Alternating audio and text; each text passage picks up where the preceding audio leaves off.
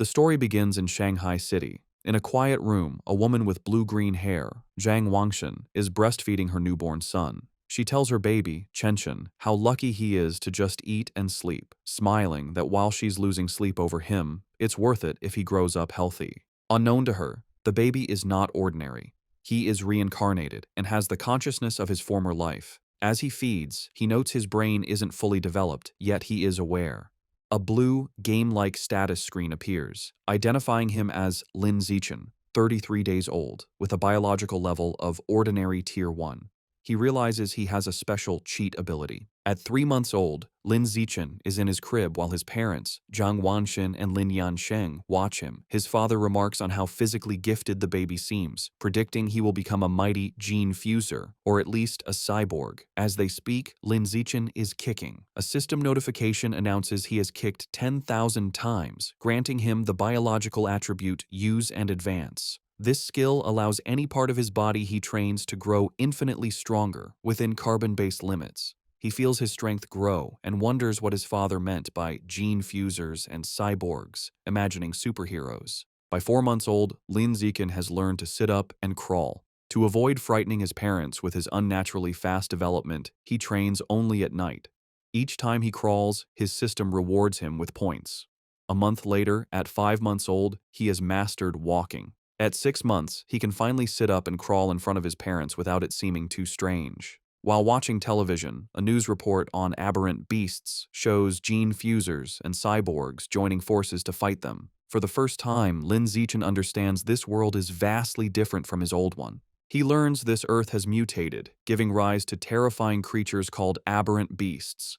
To fight them, humanity developed 2 paths. The first is mechanical ascension, where humans modify their bodies with technology to become powerful cyborgs. The second is gene modification, where humans fuse their genes with aberrant beasts, becoming gene fusers to fight monsters with their own power. Realizing the dangers, the reincarnated Lin Zichen resolves to use his system to grow up safely, evolve his abilities while laying low, and survive in this perilous world. One day, the doorbell rings. Zhang Wangxin opens it to a woman in a blue dress, Xu Ming, their new next-door neighbor. Xu Meng introduces her family, her husband, Shen Jianye, and their young daughter, Shen Qinghan, who clutches a doll. Lin Zichen looks at the little girl with purple hair. He acknowledges Shen Qinghan as his first friend in this new world, sensing their destinies will one day be tightly bound. Time passes, and Lin Zichen dedicates himself to training. At 7 months, thanks to his use and advanced skill, he has mastered running, jumping, and basic language by talking to himself, earning stat points for each activity. By 8 months, his training has progressed to doing sit-ups and push-ups in his crib. He is careful to practice only when his parents are not around. But one day, his mother, Zhang Wangxin,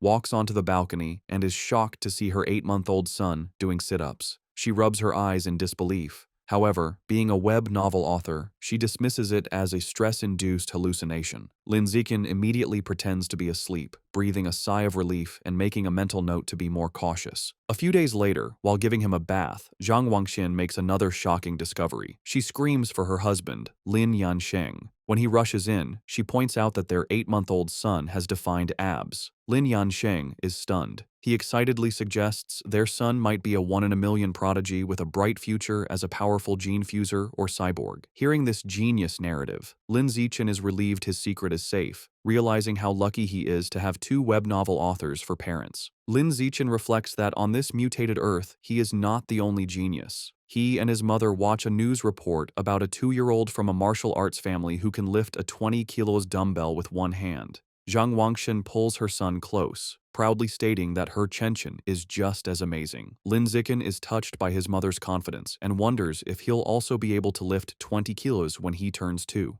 By the time Lin Zichen turns 2, his training has paid off. He has kept a low profile while secretly developing his strength, easily lifting a 20 kilos weight with one hand in the storage room. His session is interrupted when his mother calls that Han Han, Shen Qinghan's nickname, is here to play. Startled, he puts the weight down and goes out. He opens the door to find Shen Qinghan, now also 2, offering him a tart. Lin Zichen internally remarks that due to their different mental ages, they don't play conventionally. While Han Han is a typical toddler, he uses every moment to train. He has found a unique way to spend time with her. Since she likes to stick close, she serves as a perfect custom-sized weighted vest for his exercises. There is, however, one recurring problem, which he is reminded of when he feels a warm wetness and cries out that Han has peed on him again. Another year passes. At age 3, Lin Zichen's strength has grown exponentially, and he can lift a 40 kilograms weight with one hand. While watching TV, he sees a report about a 4-year-old prodigy lifting a 30 kilograms dumbbell and notes with satisfaction that he is already stronger. Despite his progress, his system still shows his biological level as ordinary Tier 1. He wonders what it would take to reach Tier 2. With these questions in mind, he steps out of his house for the first time. The world outside is a stunning, futuristic cityscape with beastmen and cyborgs, which he assumes are the gene fusers and cyborgs he's heard about. Accompanied by his mother and their neighbors, Shumeng and Shen Qing'an, he heads to the library. Since his parents don't let him use electronic devices, books are his best source of information. At the library, his mother points him toward the children's section, but Lin Zichen heads for advanced encyclopedias, with a worried Shen Qing'an following. The mothers watch in confusion. Shumeng asks why he likes these books, and Zhang Wangxin guesses it's his genius genes. While Shen Qing'an offers him cookies, Lin Zichen is absorbed in his reading.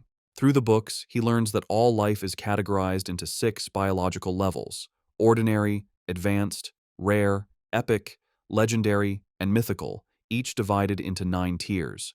He realizes normal humans like his parents are at the bottom, ordinary Tier 1, as insignificant as ants compared to higher-level beings. This knowledge lights a fire under Lin Zichen. He must accelerate his training while maintaining his cover. His system alerts him to a new quest: read 100 million characters to be rewarded with the celestial root of wisdom.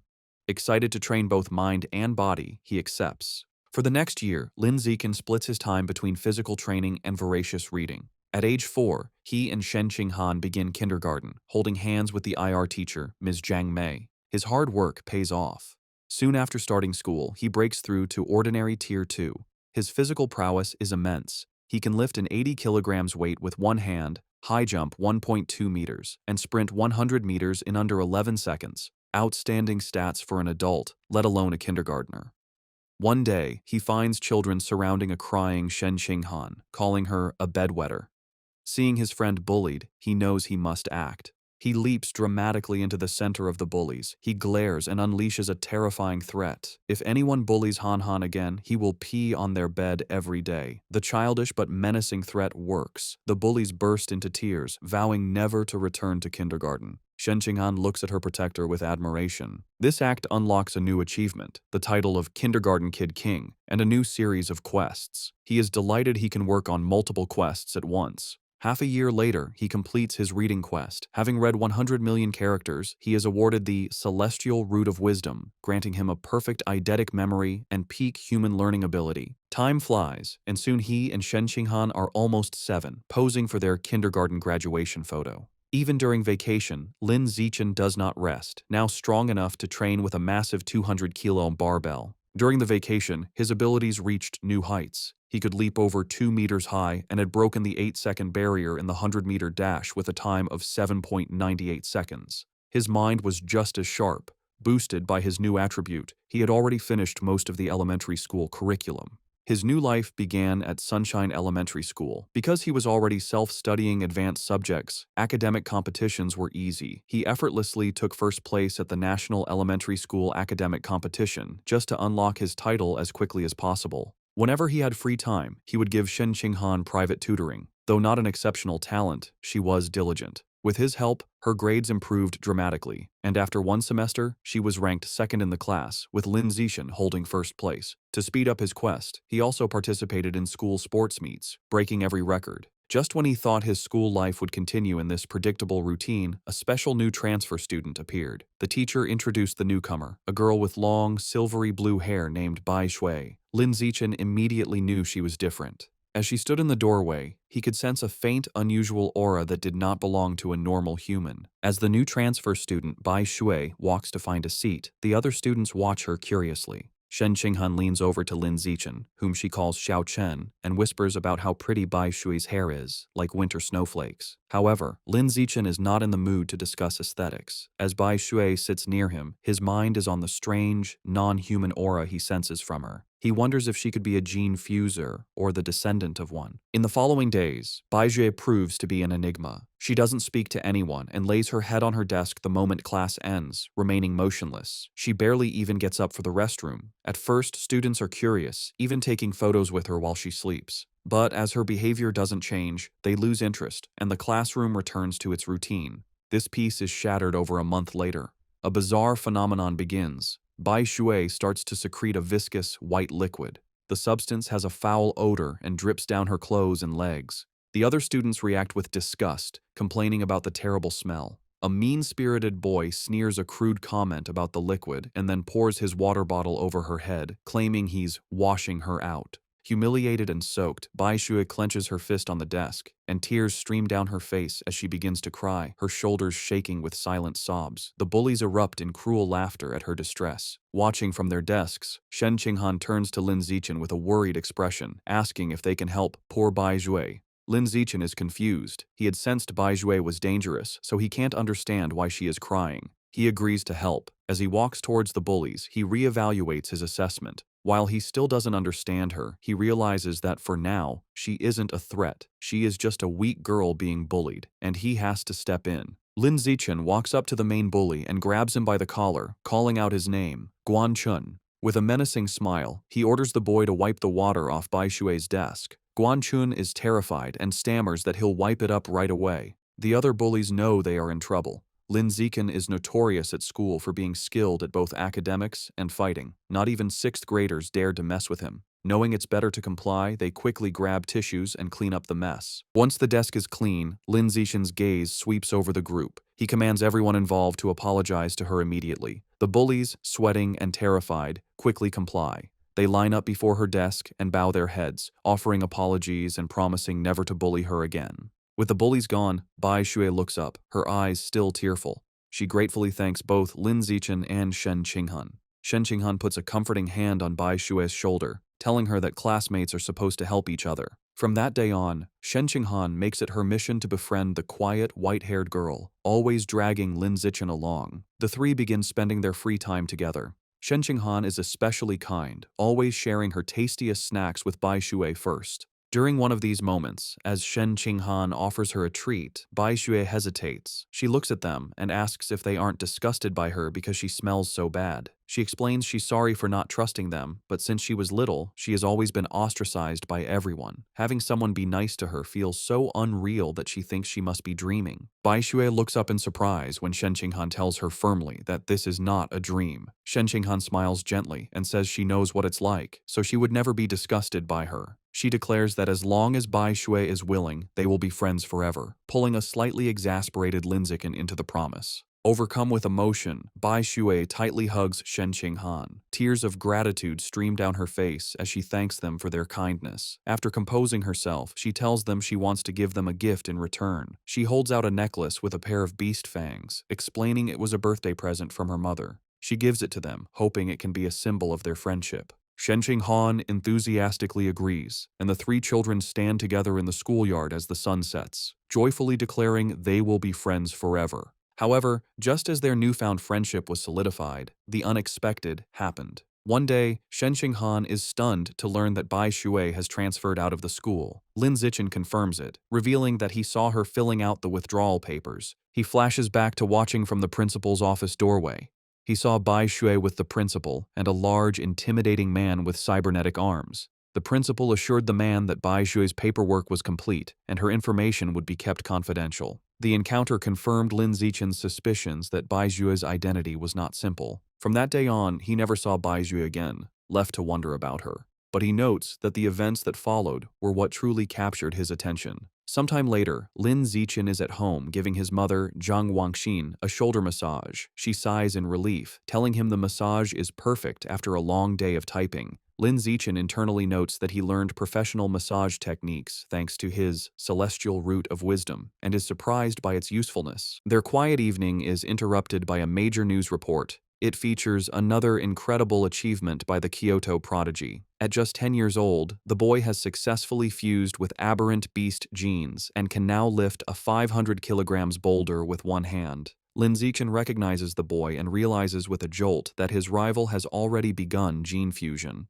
His father, Lin Yansheng, complains that the Kyoto prodigy is always on TV, questioning if they are trying to turn him into an influencer. The parents discuss it. Lin Yansheng explains the boy is from a 1,000-year-old martial arts family, so they likely have advanced gene fusion technology. Zhang Wangxin argues it's wrong to use a child as a guinea pig. Her husband counters that for such a family, family interests come first, earning a sarcastic "you know everything" from his wife. While his parents bicker, Lin Zichen is deep in thought. He recalls that before the fusion, the prodigy could lift 100 kilograms. Now he can lift 500 kilograms, a five-fold increase. In comparison, Lin Zichen, at only 8, can already lift a 300 kilograms weight with one hand without any gene fusion. He concludes with a confident fist pump that his own potential is far greater. His confidence was soaring, but that feeling was short-lived. The next news report taught him the true meaning of fear. Breaking news shows a city in a neighboring country completely devastated by a massive explosion. The report states that based on footage, the attack was carried out by giant aberrant rats. The screen shows horrifying images of monstrous rats swarming the ruins, capturing a screaming woman in their massive jaws, and then brutally devouring her. The news report continues, confirming heretics were responsible for the aberrant rat attack, fanning the flames from the shadows. At a press conference, an official from the devastated Sakura country pleads for international aid, explaining the heretics are a shadowy cult manipulating the beasts. Watching the news, Lin Zichen learns the cult is an anti-human organization of traitors who serve the aberrant beasts for their own gain. He feels relieved to be born in a powerful, stable country, giving him a safe place to grow stronger while laying low. His thoughts are shattered by sonic booms outside. He rushes to the window and pulls back the curtain to see a squadron of heavily armed cyborgs flying through the night sky. He wonders why so many are being deployed, hoping nothing bad is happening. The next morning, everything seems normal. Lin Zichen waits for Shen Qinghan, who runs up, apologizing for being late. As she approaches, he notices something strange. The beast fang necklace Bai Shui gave them, now worn by Shen Qinghan, emits a bright blue glow. He realizes the fang is from an aberrant beast and the source of the faint, non-human aura he'd sensed from her. The glow fades as quickly as it appeared, and the two don't think much of it. However, between the cyborgs and the fang's reaction, Lin Zichen feels that something bad is about to happen. On their way to school, a striking woman with long red hair in a black dress leans against a lamppost, watching them. She comments on what adorable kids they are and steps in front of them, asking if they are brother and sister. Shen Qinghan proudly corrects her, explaining they are childhood best friends. The woman smiles wistfully, remarking how she wishes she had a childhood friend too. Then, her expression turns sinister. She leans in, eyes glinting, and asks why they're going to school alone and where their parents are. As Shen Qinghan begins to answer, Lin Zichen quickly grabs her hand, cutting her off. He pulls her along, stating they're going to be late, leaving the mysterious woman behind. Once a safe distance away, he gently scolds Shen Qinghan, reminding her not to talk to strangers. She nods. After school, Lin Zichen leads them through a deserted alleyway. Shen Qinghan nervously comments on how creepy it is. Lin Zichen explains the area is scheduled for demolition, and everyone has already moved out. Their walk is interrupted by a familiar voice. The red-haired woman from the morning appears, commenting on how they are finally out of school. She's not alone. A large, muscular man named Sheng is with her. The woman tells Sheng she's got the kids over here. Lin Zichen is alarmed. He had deliberately chosen a different route, but she had somehow followed them. The woman tries to lure them closer with a sweet voice, offering them treats. Her accomplice, Sheng, grows impatient. He tells her to stop talking and just knock the kids out so they can get it over with. Without another word, Sheng rushes toward them with a cloth, shouting he's in a hurry to sell them for cash. As he closes in, Lin Zichen shoves Shen Qinghan out of the way and squares up to face him. He clenches his fist and throws a powerful punch with all his might. The blow connects squarely with Sheng's face, stopping the larger man in his tracks. The immense force sends Sheng flying backward down the alley with a pained cry. The red-haired woman watches in utter disbelief, shocked that an elementary schooler could send a grown man flying. On the ground, Sheng coughs up blood, stunned. With Sheng down, Lin Zichen turns to the red-haired woman. Before she can react, he lands a solid punch to her midsection, followed by a powerful uppercut that knocks her unconscious. Standing over the defeated kidnappers, his expression hardens. He picks up a nearby brick, his intentions grim. He reasons that with no cameras in the deserted alley, he must finish them off. If they live, his superhuman powers will be exposed, ruining his plan to lay low and grow stronger. Just as he is about to deliver the final blow, the ground trembles violently. A powerful earthquake shakes the alley, catching them off guard. A moment later, a massive, clawed hand smashes through a nearby building wall. A monstrous giant aberrant rat emerges from the dust and rubble, towering over them. The beast ignores the children and looms over the unconscious woman, but instead of devouring her, it decapitates her with a swift swipe of its claws. The rat then picks up her severed head as Shen Qinghan screams in terror. Recognizing the danger, Lin Zichen scoops the horrified Shen Qinghan into his arms. He tells her it's a giant aberrant rat and they have to get to safety. He turns and sprints away, carrying her as they flee. As they escape, a flash of red and gold streaks through the sky. A female cyborg with blonde hair and rabbit ear attachments on her helmet dives into the alley. She moves with incredible speed, a blur of motion as she zips past the rat. Shen Qinghan, looking over Lin Zichen's shoulder, exclaims how unbelievably fast the cyborg is. The cyborg lands gracefully behind the monster. Facing the rat, the female cyborg prepares her attack. Her gauntlet glows as she charges her weapon and announces, "Anesthetic smoke." She fires projectiles at the monster, causing massive explosions that rock the alley. Lin Zichen shields Shen Qinghan from the blast. The aberrant rat is caught in the fiery explosions, roaring in pain, and is left dazed by the anesthetic smoke. Seeing her opening, the cyborg surges forward and finishes off the weakened beast in a flurry of strikes. Later, Lin Zichen watches a news report about the incident at home. He analyzes the fight, concluding the cyborg's power level probably isn't very high. He reasons she had to weaken the rat first, and it still took her 7 minutes to kill it.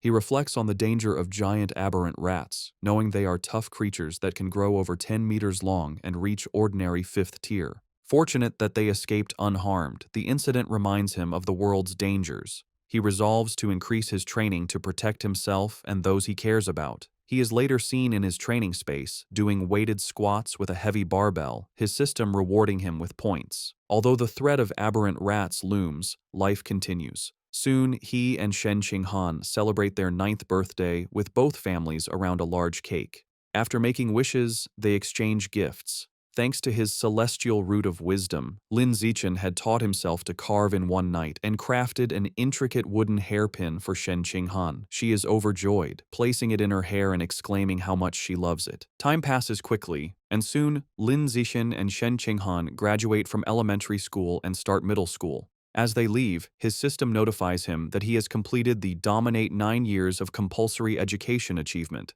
unlocking the Kindergarten Kid King and Elementary School Top Dog titles. He becomes excited to unlock the Middle School Overlord title next, which will grant him the Survival of the Fittest attribute. During the break, he sticks to a high-intensity training regimen. His training includes 1,000 push-ups with a massive boulder on his back, granting him huge stat boosts. His hard work pays off. Just before school begins, after a 10 kilometers run, his system announces his biological level has broken through to ordinary 3rd tier. His physical attributes increase dramatically. He can now lift 700 kilograms with one hand, has a vertical jump of 4 meters, and can run the 100-meter dash in 6 seconds. As his power grows, he wonders what level the Kyoto prodigy has reached. Coincidentally, a news story airs on TV the night before school starts. The report reveals the now 14-year-old prodigy has fused with giant ant genes and can lift a 2,000 kilograms alloy block with one hand. Lin Zichen calculates that since giant ant genes increase strength by a factor of 4 to 8, the prodigy's true lift without the gene enhancement is only around 500 kilograms. This means Lin Zichen is still fundamentally stronger. He smiles, imagining how powerful he will become with future gene fusion. The next day, middle school begins. Because he was the city's top student, all the best middle schools tried to recruit him. He accepted the invitation from Shanghai Middle School, but only if Shen Qinghan could be in his class. During registration, they are welcomed by the principal and their new homeroom teacher, who express how much they are counting on him. After a few pleasantries, he makes an excuse and leaves with Shen Qinghan.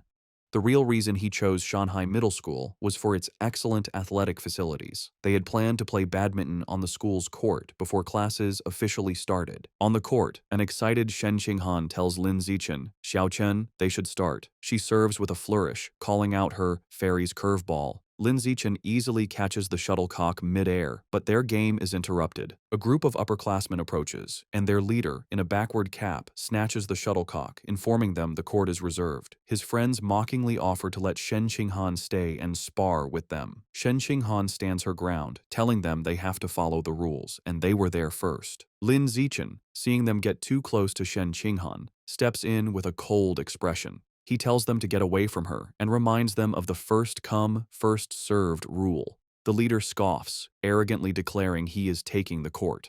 The leader holds the shuttlecock and tosses it up, but before he can serve, Lin Zichen moves. He declares that from now on, his rules are the only ones that matter. With a surge of power, he leaps and smashes the shuttlecock with incredible force. The shuttlecock rockets across the court, a white blur. It moves so fast, the leader barely has time to react. The force of the impact shatters his racket and sends his cap flying. The upperclassmen are left in shock, sweating and trembling. They wonder if Lin Zichen is even human, questioning if he's a gene fuser. One notes with terror that if the shot had been off by a little, their boss's head would have been taken off. Thoroughly intimidated, the upperclassmen bow deeply in apology. They tell Lin Zichen they understand the rules now and will be leaving immediately. They then beat a hasty retreat. Perhaps because word of the incident spread, no one ever dared to bully Lin Zichen or Shen Qinghan again. Aside from being bigger with better facilities, their new school life felt much the same. Academically, Lin Zichen was far ahead, having finished the middle school curriculum long ago.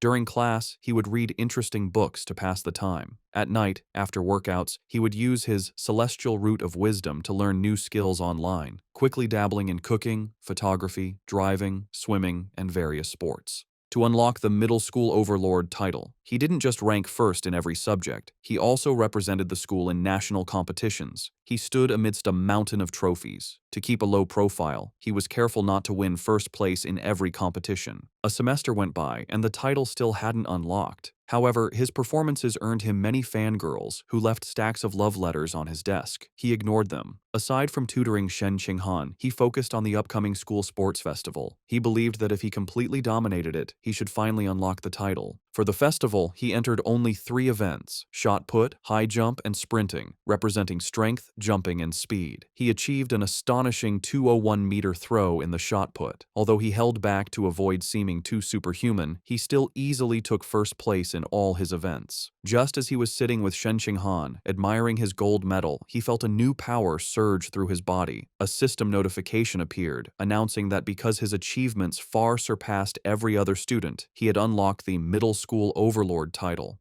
With all 3 school-age titles unlocked, the Dominate 9 years of compulsory education achievement was complete, and he had obtained the new biological attribute, survival of the fittest. As the power flowed through him, he realized with satisfaction that the title had finally unlocked. As Lin Zichen and Shen Qinghan leave school, he considers his new survival of the fittest attribute. The ability lets a predator devour the life essence of other creatures to evolve. He wonders what life essence is, lost in thought until Shen Qinghan calls for him to wait. Snapping back to reality, he gets an idea. He asks Shen Qinghan if he can borrow her beast fang necklace.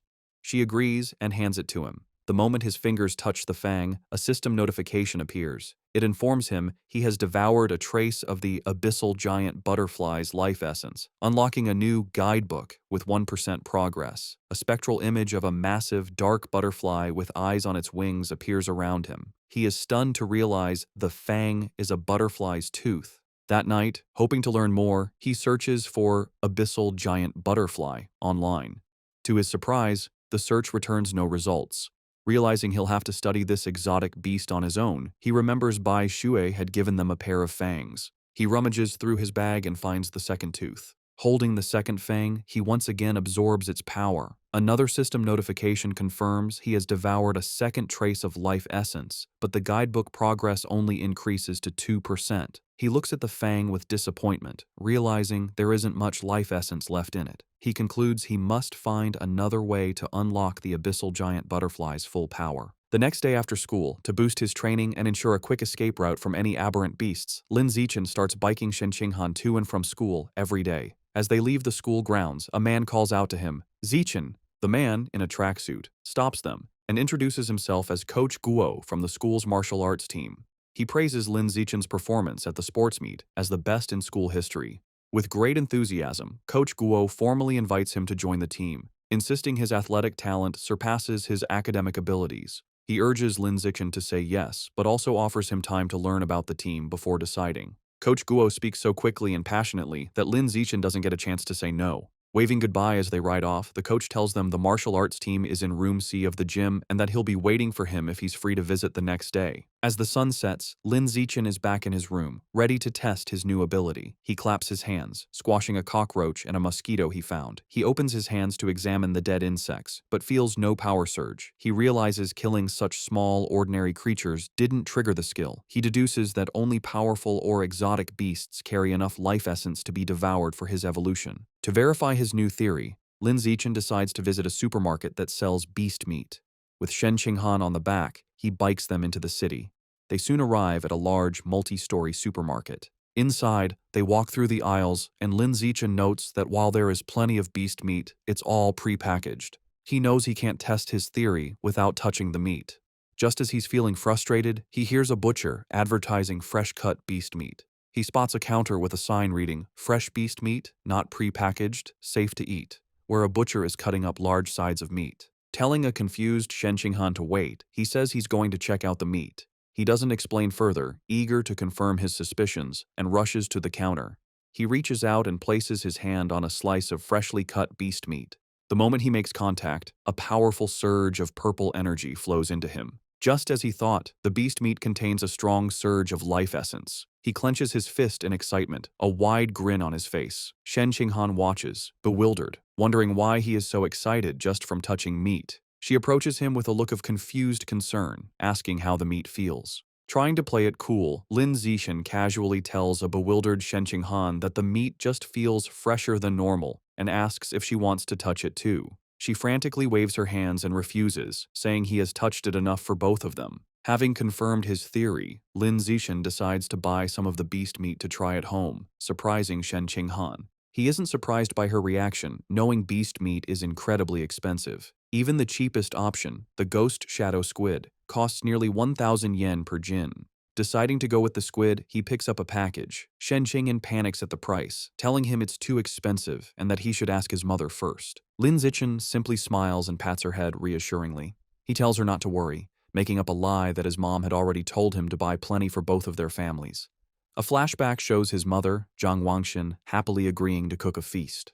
Internally, Lin Zichen admits that while sharing is part of his plan, his other, more important reason is to test if he can absorb life essence through consumption, as he worries direct absorption might spoil the meat. At the checkout, he buys 3 packages of the ghost shadow squid for a hefty 29.94 yen.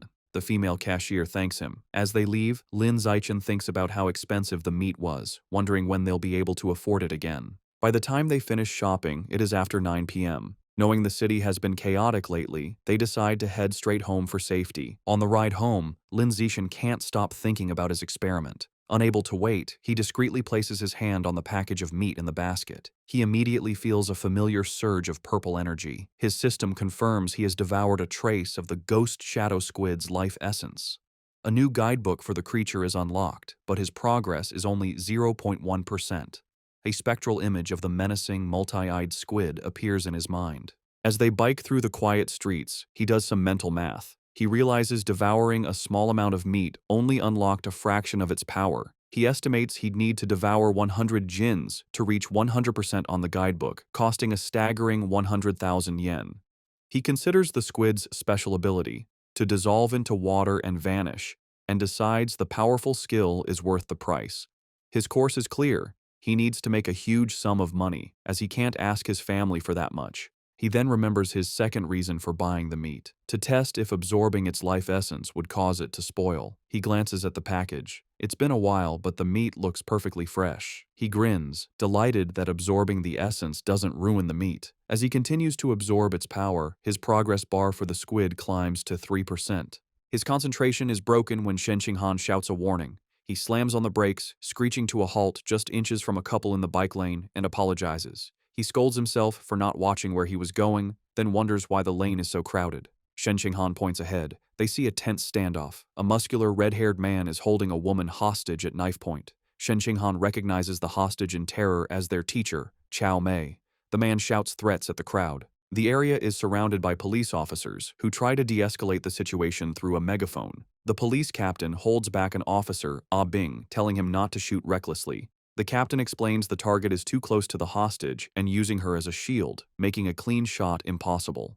The officer suggests sleeping gas, but the captain rejects it, fearing it would provoke the suspect before it could take effect. While the police hesitate, Lin Zichen decides to act. He discreetly picks up a small rock from the pavement and flicks it with incredible speed and precision. The rock strikes Officer Ah Bing's gun, causing it to misfire. The stray bullet hits the hostage-taker's hand, forcing him to cry out and drop his knife, releasing Teacher Cao Mei. Seizing the opportunity, the police captain yells for his team to move in. The officers rush forward and swiftly arrest the disarmed suspect, while a female officer comforts the terrified but unharmed Teacher Cao Mei. As the situation is controlled, Lin Zichen quietly gets back on his bike. Shen Qinghan looks at him with wide, questioning eyes and asks if he threw the rock. He quickly shushes her, saying they should leave and talk later, and they pedal away. Just as they are about to get away, a voice commands them to stop. The police captain calls out, asking if Lin Zichen was the one who threw the rock. Panicked at being caught, Lin Zichen quickly denies everything with a nervous smile.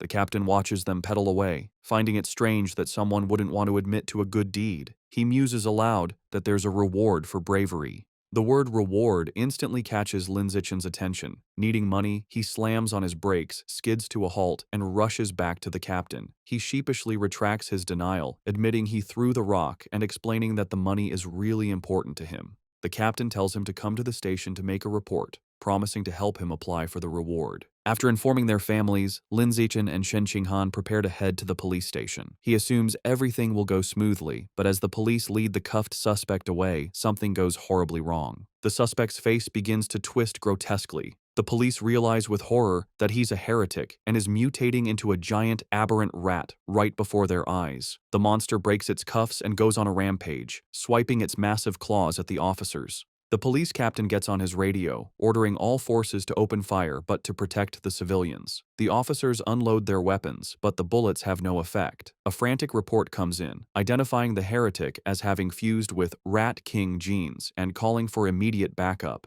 Realizing the danger, Lin Zichen apologizes, grabs both of them and pulls them away, urging them to run. He is relieved the monster isn't chasing them, but knows they need to get away fast. As they flee, a new figure streaks down from the sky in a purple aura. It's a female cyborg in sleek, futuristic armor. She lands a powerful blow on the giant rat, sending it staggering backward. Hovering in the air, the cyborg, a woman with short, dark purple hair, begins to charge a laser cannon in her chest. With a command to fire, she unleashes a massive, devastating beam of purple energy that engulfs the mutant rat. The creature roars in agony as it is completely disintegrated, leaving nothing but scorched remains. Lin Zichen watches, stunned by the cyborg's incredible power. With the threat gone, Teacher Cao Mei and Shen Qinghan breathe sighs of relief. Lin Zichen, however, is more concerned about his bike, noting with relief that the blast didn't hit it, which would have been a huge financial loss. Just as the tension subsides, he has a sudden realization. He looks into the bike's basket and sees the expensive ghost shadow squid meat has spoiled, giving off a foul smell. He now understands his initial theory was correct. Absorbing the life essence causes the meat to spoil, but there's a delay. Holding up a limp tentacle, he realizes he needs an excuse and decides to blame the fight and the now deceased heretic. Putting on a dramatic show, he throws the spoiled tentacle down, loudly blaming the heretic and the cyborg's attack for roasting the meat. Teacher Cao Mei comforts him, saying what matters is that they're all safe. Although they plan to go home, at the captain's request, they end up riding with the security team to the station. They didn't expect to be transported in the same van as the heretic's remains. After the laser blast, all that was left was a pile of scorched flesh on a gurney, and the smell was intense. As he sits in the foul-smelling van, another thought strikes Lin Zichen. He remembers that the beast fangs from Bai Shui still contained life essence long after the creature was dead. A new possibility dawns on him. Could there be life essence left in this corpse as well? And if so, could he devour the corpse's Rat King gene for himself? Sitting in the police van, Lin Zichen wonders how much of the Rat King gene he can devour from the heretic's scorched corpse. Deciding to find out, he discreetly reaches his hand towards the remains. The moment he makes contact, he feels a powerful surge of red energy. His system confirms he has devoured a trace of the giant mutant rat's life essence, unlocking its guidebook with an impressive 5% progress. He is shocked by how much he absorbed and realizes the freshness of the source is directly proportional to the amount of life essence he can obtain. The escorting officer, Ah Bing, notices his movement and tells him to sit still. Lin Zichen quickly claims he just needed to stretch. Later, at the public security office, he knows that while Ah Bing was easy to fool, the security captain is sharper. The captain informs Lin Zichen that he has applied for his bravery reward, but then questions him more seriously. He asks how a middle schooler, at such a distance and in poor lighting, managed to so precisely hit the heretic's knife hand with a rock. Lin Zichen gives a vague answer, claiming it's because he often trains his right hand. The odd response leaves the captain speechless. Their conversation is interrupted when Shen Qinghan calls out that her auntie is here.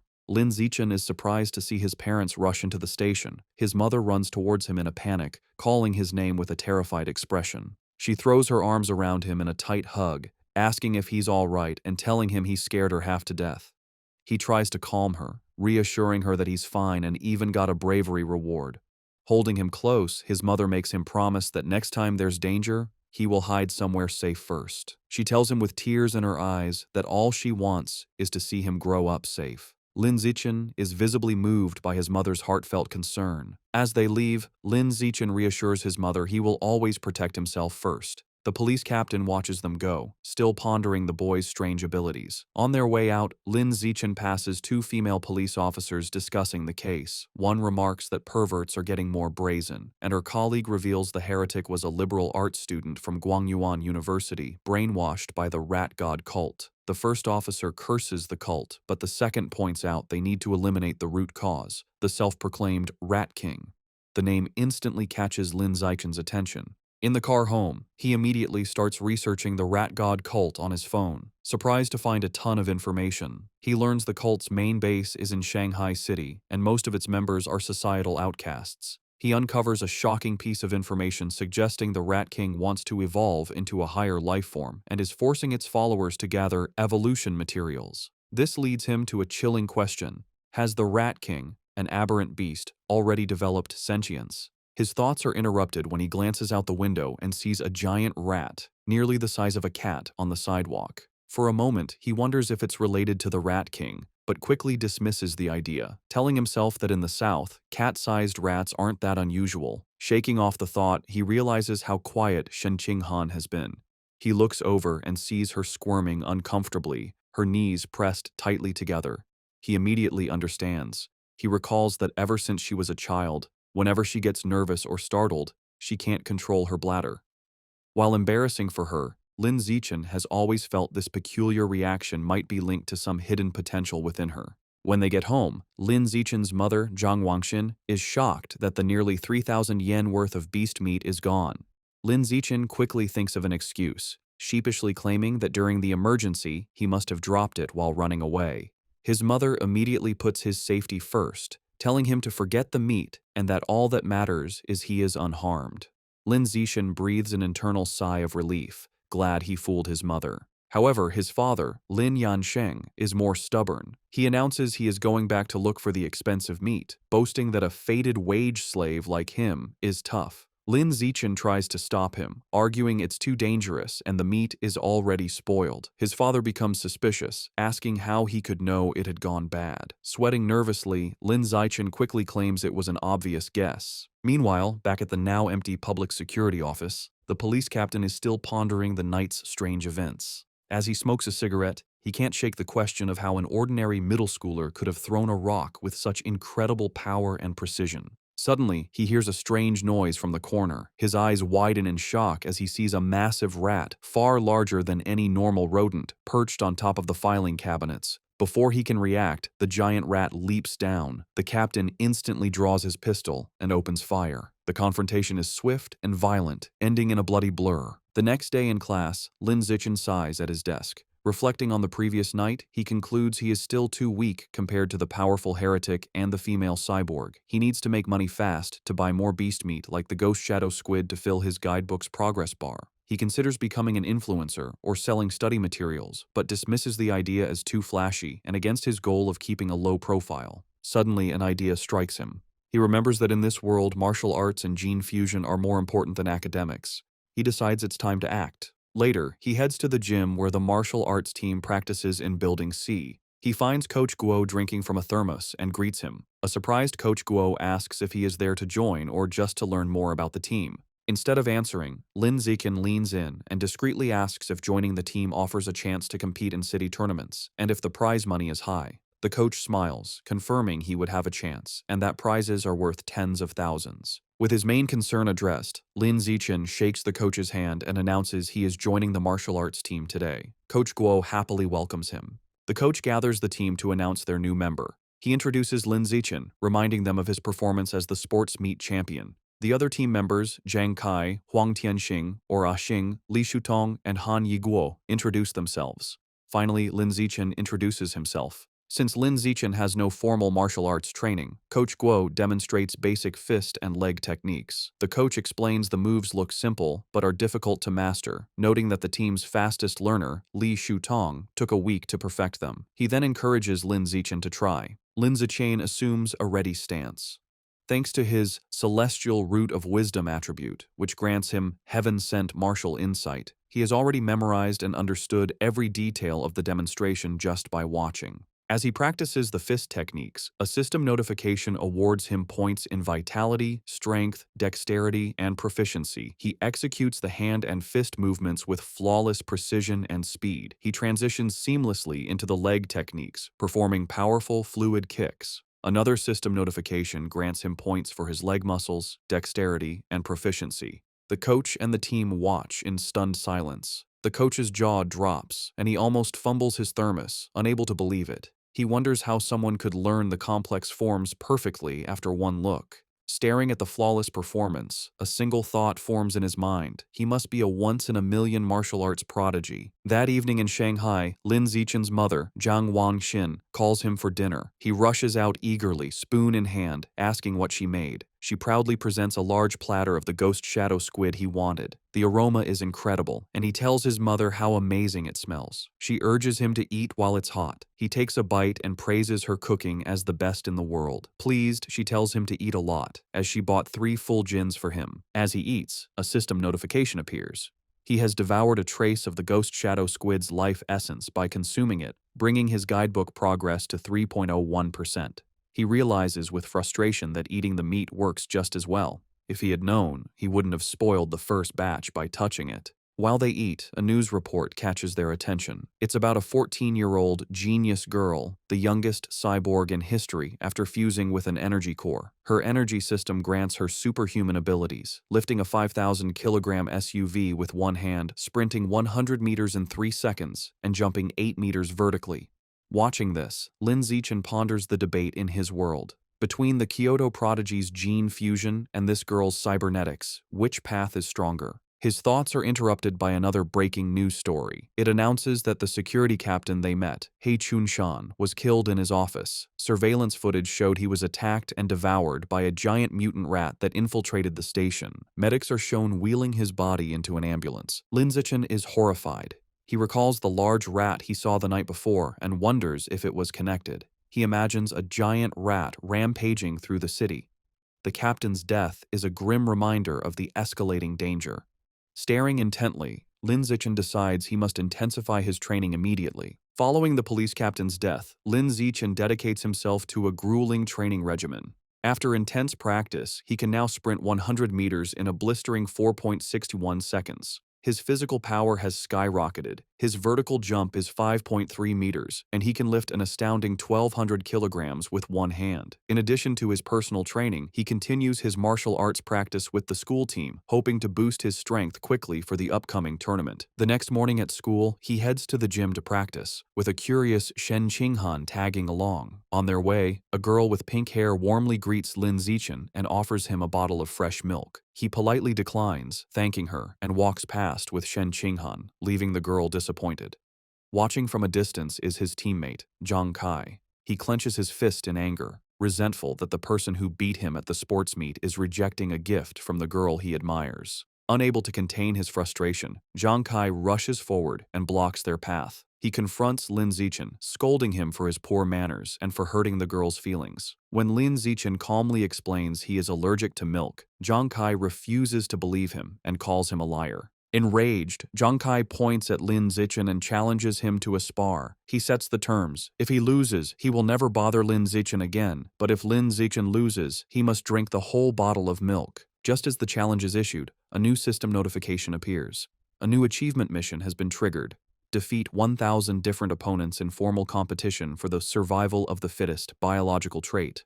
A sly grin spreads across Lin Zichen's face. This is the opportunity he has been waiting for. Surrounded by a menacing purple aura, he accepts the challenge, his eyes glinting with anticipation as he agrees to the spar. Word of the duel spreads quickly through the school. Two students excitedly decide to go watch the fight between the popular junior, Lin Zichen, and a senior. By the time they are ready, the gym is packed with onlookers in a large circle around the sparring area. The crowd is clearly on Lin Zichen's side. Many of his female fans cheer him on, telling him to teach his opponent a lesson, including the pink-haired girl from earlier who gets her phone ready. Zhang Kai scoffs, annoyed that everyone assumes he will lose. He internally admits Lin Zichen's talent has grown incredibly over the past month. He sees this duel as his last chance to put the rising genius in his place and show off his own strength. In contrast to his opponent's intensity, Lin Zichen seems unfazed.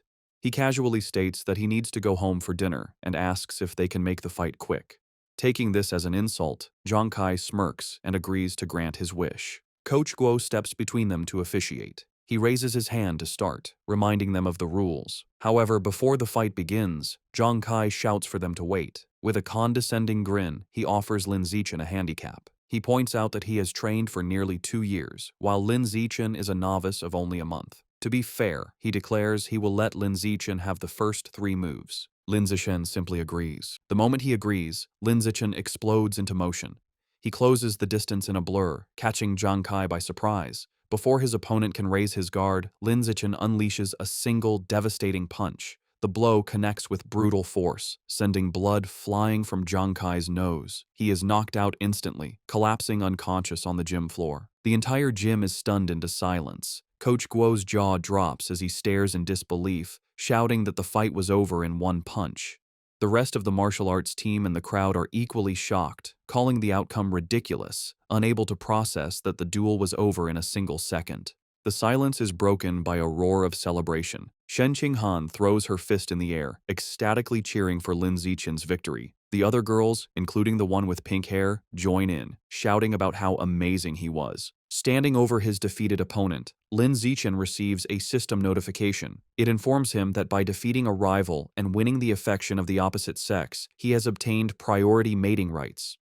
More importantly, his new mission progress is now 1,000. He reflects that he has a long way to go to unlock the natural selection attribute. To speed up his progress, he turns to the remaining, terrified members of the martial arts team. With a friendly but unsettling smile, he suggests they should all spar as well. The team members stare back, their faces pale with horror. Immediately, they all start making pathetic excuses. One has cram school, another's mother is waiting for dinner, while others pretend to feel sick. Before they can flee, Zhang Kai struggles to his knees. He refuses to accept his loss, furiously accusing Lin Zichen of a sneak attack and vowing to crush him in a rematch. Coach Guo steps in, telling Zhang Kai to accept his loss like a man. The coach then wonders aloud if the punch was just a lucky shot, deciding to test the theory on another team member named Xiao Lizi. Hearing his name, a spiky-haired boy freezes in terror. Though he assumes a fighting stance, he is clearly terrified, begging Lin Zichen for mercy and not to hit his face. 10 minutes later, the results are clear. Several martial arts team members are lying unconscious on the gym floor. Lin Zichen stands over them, noting he made sure not to go too hard on them and just exchanged a few blows. However, when he checks his system again, he is disappointed. Aside from the initial victory, none of the other spars counted toward his achievement. The rival count remains at 1,000. He realizes friendly sparring isn't enough. He has to defeat rivals in an official competition. As he thinks about this, a hand claps his shoulder. Coach Guo grins manically, declaring that Lin Zichen is a true genius. He exclaims that in just over a month, the newcomer has become the team's ace. Filled with new confidence, the coach proclaims that with Lin Zichen leading, their school will crush all others and take first place at this year's regional martial arts tournament. As Coach Guo celebrates, Lin Zichen has a moment of clarity. He realizes the coach is right. The upcoming tournament is the perfect opportunity to face many official opponents at once. He becomes determined, understanding that as long as he defeats them in an official competition, each victory should count toward his progress. His thoughts are interrupted when a defeated Zhang Kai calls his name. Having regained consciousness, Zhang Kai stands, points at Lin Zichen, and formally accepts his loss with a bizarre and overly graphic declaration of submission. His strange words leave everyone, including Shen Qinghan, Coach Guo, and Lin Zichen, completely shocked and disturbed. With the duel over, the spectators and coach quickly flee, leaving a bewildered Zhang Kai alone, complaining he hadn't finished his speech. In this world, high schoolers must choose between martial arts or academics. Given the world's dangers, the martial arts class is considered the superior choice. Determined not to be left behind, Shen Qinghan decides to join the martial arts class and begins training rigorously with Lin Zichen. Their daily routine is intense. They start with a 3,000-meter run, followed by an hour of hand-to-hand combat practice. After that, they do sit-ups and push-ups to build strength. To conclude each session, Lin Zichen gives Shen Qinghan a massage to relieve her muscle tension. Of course, Lin Zichen doesn't slack on his own training. He pushes himself to the limit daily, driven by the goal of winning the tournament and unlocking the natural selection attribute as quickly as possible. 1 month later, all their hard work is about to be tested. The day of the regional martial arts tournament has arrived, and a determined Lin Zichen is ready to compete.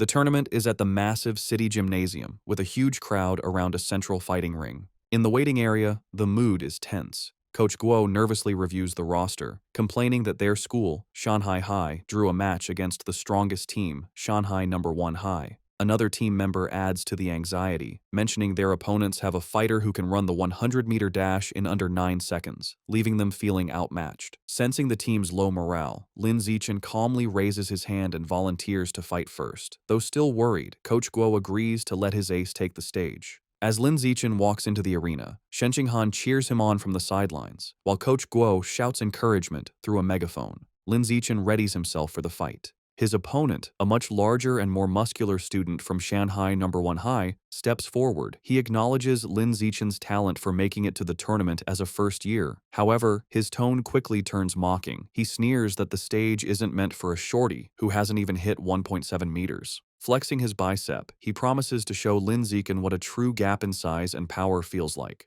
The referee signals for the duel to begin. The large opponent rushes forward, unleashing a powerful punch. To his shock, Lin Zichen doesn't retreat. He effortlessly sidesteps the blow and counters with a swift punch to his opponent's chest. The impact is devastating. The force sends the massive student flying backward across the arena, knocking him out cold. The announcer stares in stunned silence before stammering a victory for Lin Zichen. On the sidelines, Shen Qinghan jumps to her feet, cheering that her Xiao Chen was amazing. The rest of the Shanghai High team erupts in celebration, mobbing their coach and shouting that Lin Zichen is insane, dismissing his opponent's strength as dead muscle. Meanwhile, on the other side, the coach for Shanghai No. 1 High is furious. He berates his defeated student for charging in blindly without using his footwork. Back in the ring, Lin Zichen receives a system notification confirming he has defeated another tournament rival, improving his ranking and bringing his elimination count to 1,000. He clenches his fist, satisfied that these matches are what he needs to advance. The opposing coach, determined to stop this, calls his next fighter forward, a boy named Chen Feng, and orders him to crush the first year as quickly as possible. Chen Feng calmly agrees. He steps onto the stage and assumes a ready stance, looking far more composed than the last fighter. The announcer signals for the second duel to begin. Chen Feng immediately showcases his superior technique, moving with incredible speed and launching a flurry of attacks. Lin Zichen calmly meets the assault, blocking a powerful kick with one hand. However, the force of his block sends Chen Feng spinning wildly through the air before he crashes hard onto the arena floor, unconscious. Medics rush in with a stretcher and carry Chen Feng away, stating he needs a head scan. The crowd is left bewildered. They murmur among themselves, questioning what just happened and speculating that the student from Shanghai High must be insanely lucky. Some angry spectators shout that the tournament must be rigged, demanding a refund. However, the coach of Shanghai No. 1 High knows better. Clutching his head in despair, he realizes with dawning horror that this isn't luck. The first year from Shanghai High is the real deal. Back in the waiting area, the coach has a new strategy. He calls his next fighter, a spiky-haired boy named Gao Fei, and gives him strict orders to focus entirely on defense, warning him that he cannot afford to lose. Gao Fei, however, is brimming with confidence. He calmly tells his coach not to worry, assuring him he will win. As he walks to the ring, Gao Fei internally dismisses Lin Zichen's victories. He believes his opponent isn't strong and has only won through tricks. With his superior speed, running the 100-meter dash in under 9 seconds, and greater experience, he is certain he can't lose. The crowd is buzzing. Spectators discuss Gao Fei's reputation, marveling at his speed. One person mentions his father is a gene fusion user, explaining his enhanced abilities. The consensus is that Lin Zichen's impressive run is about to end, though they acknowledge his great potential. The announcer signals for the duel to begin. Ignoring his coach's instructions, Gao Fei immediately goes on the offensive, lunging at Lin Zichen with a powerful kick. He follows up with rapid strikes, unleashing his special technique, the flowing water-shattering rock fist. His coach watches in fury, shouting at his disobedient student for attacking. Gao Fei scoffs at defense, believing a genius like him doesn't need it. Meanwhile, Lin Zichen, easily evading the blows, finds the technique interesting and decides to learn it on the spot. Gao Fei grows frustrated as he can't land a single hit. He stops out of breath and demands to know how Lin Zichen is dodging his attacks. Unfazed, Lin Zichen calmly asks if he has any other moves, taunting him. Enraged, Gao Fei unleashes another desperate barrage of punches. Seeing the same predictable moves, Lin Zichen decides the time for observation is over. He thinks, "All right then, let's end this."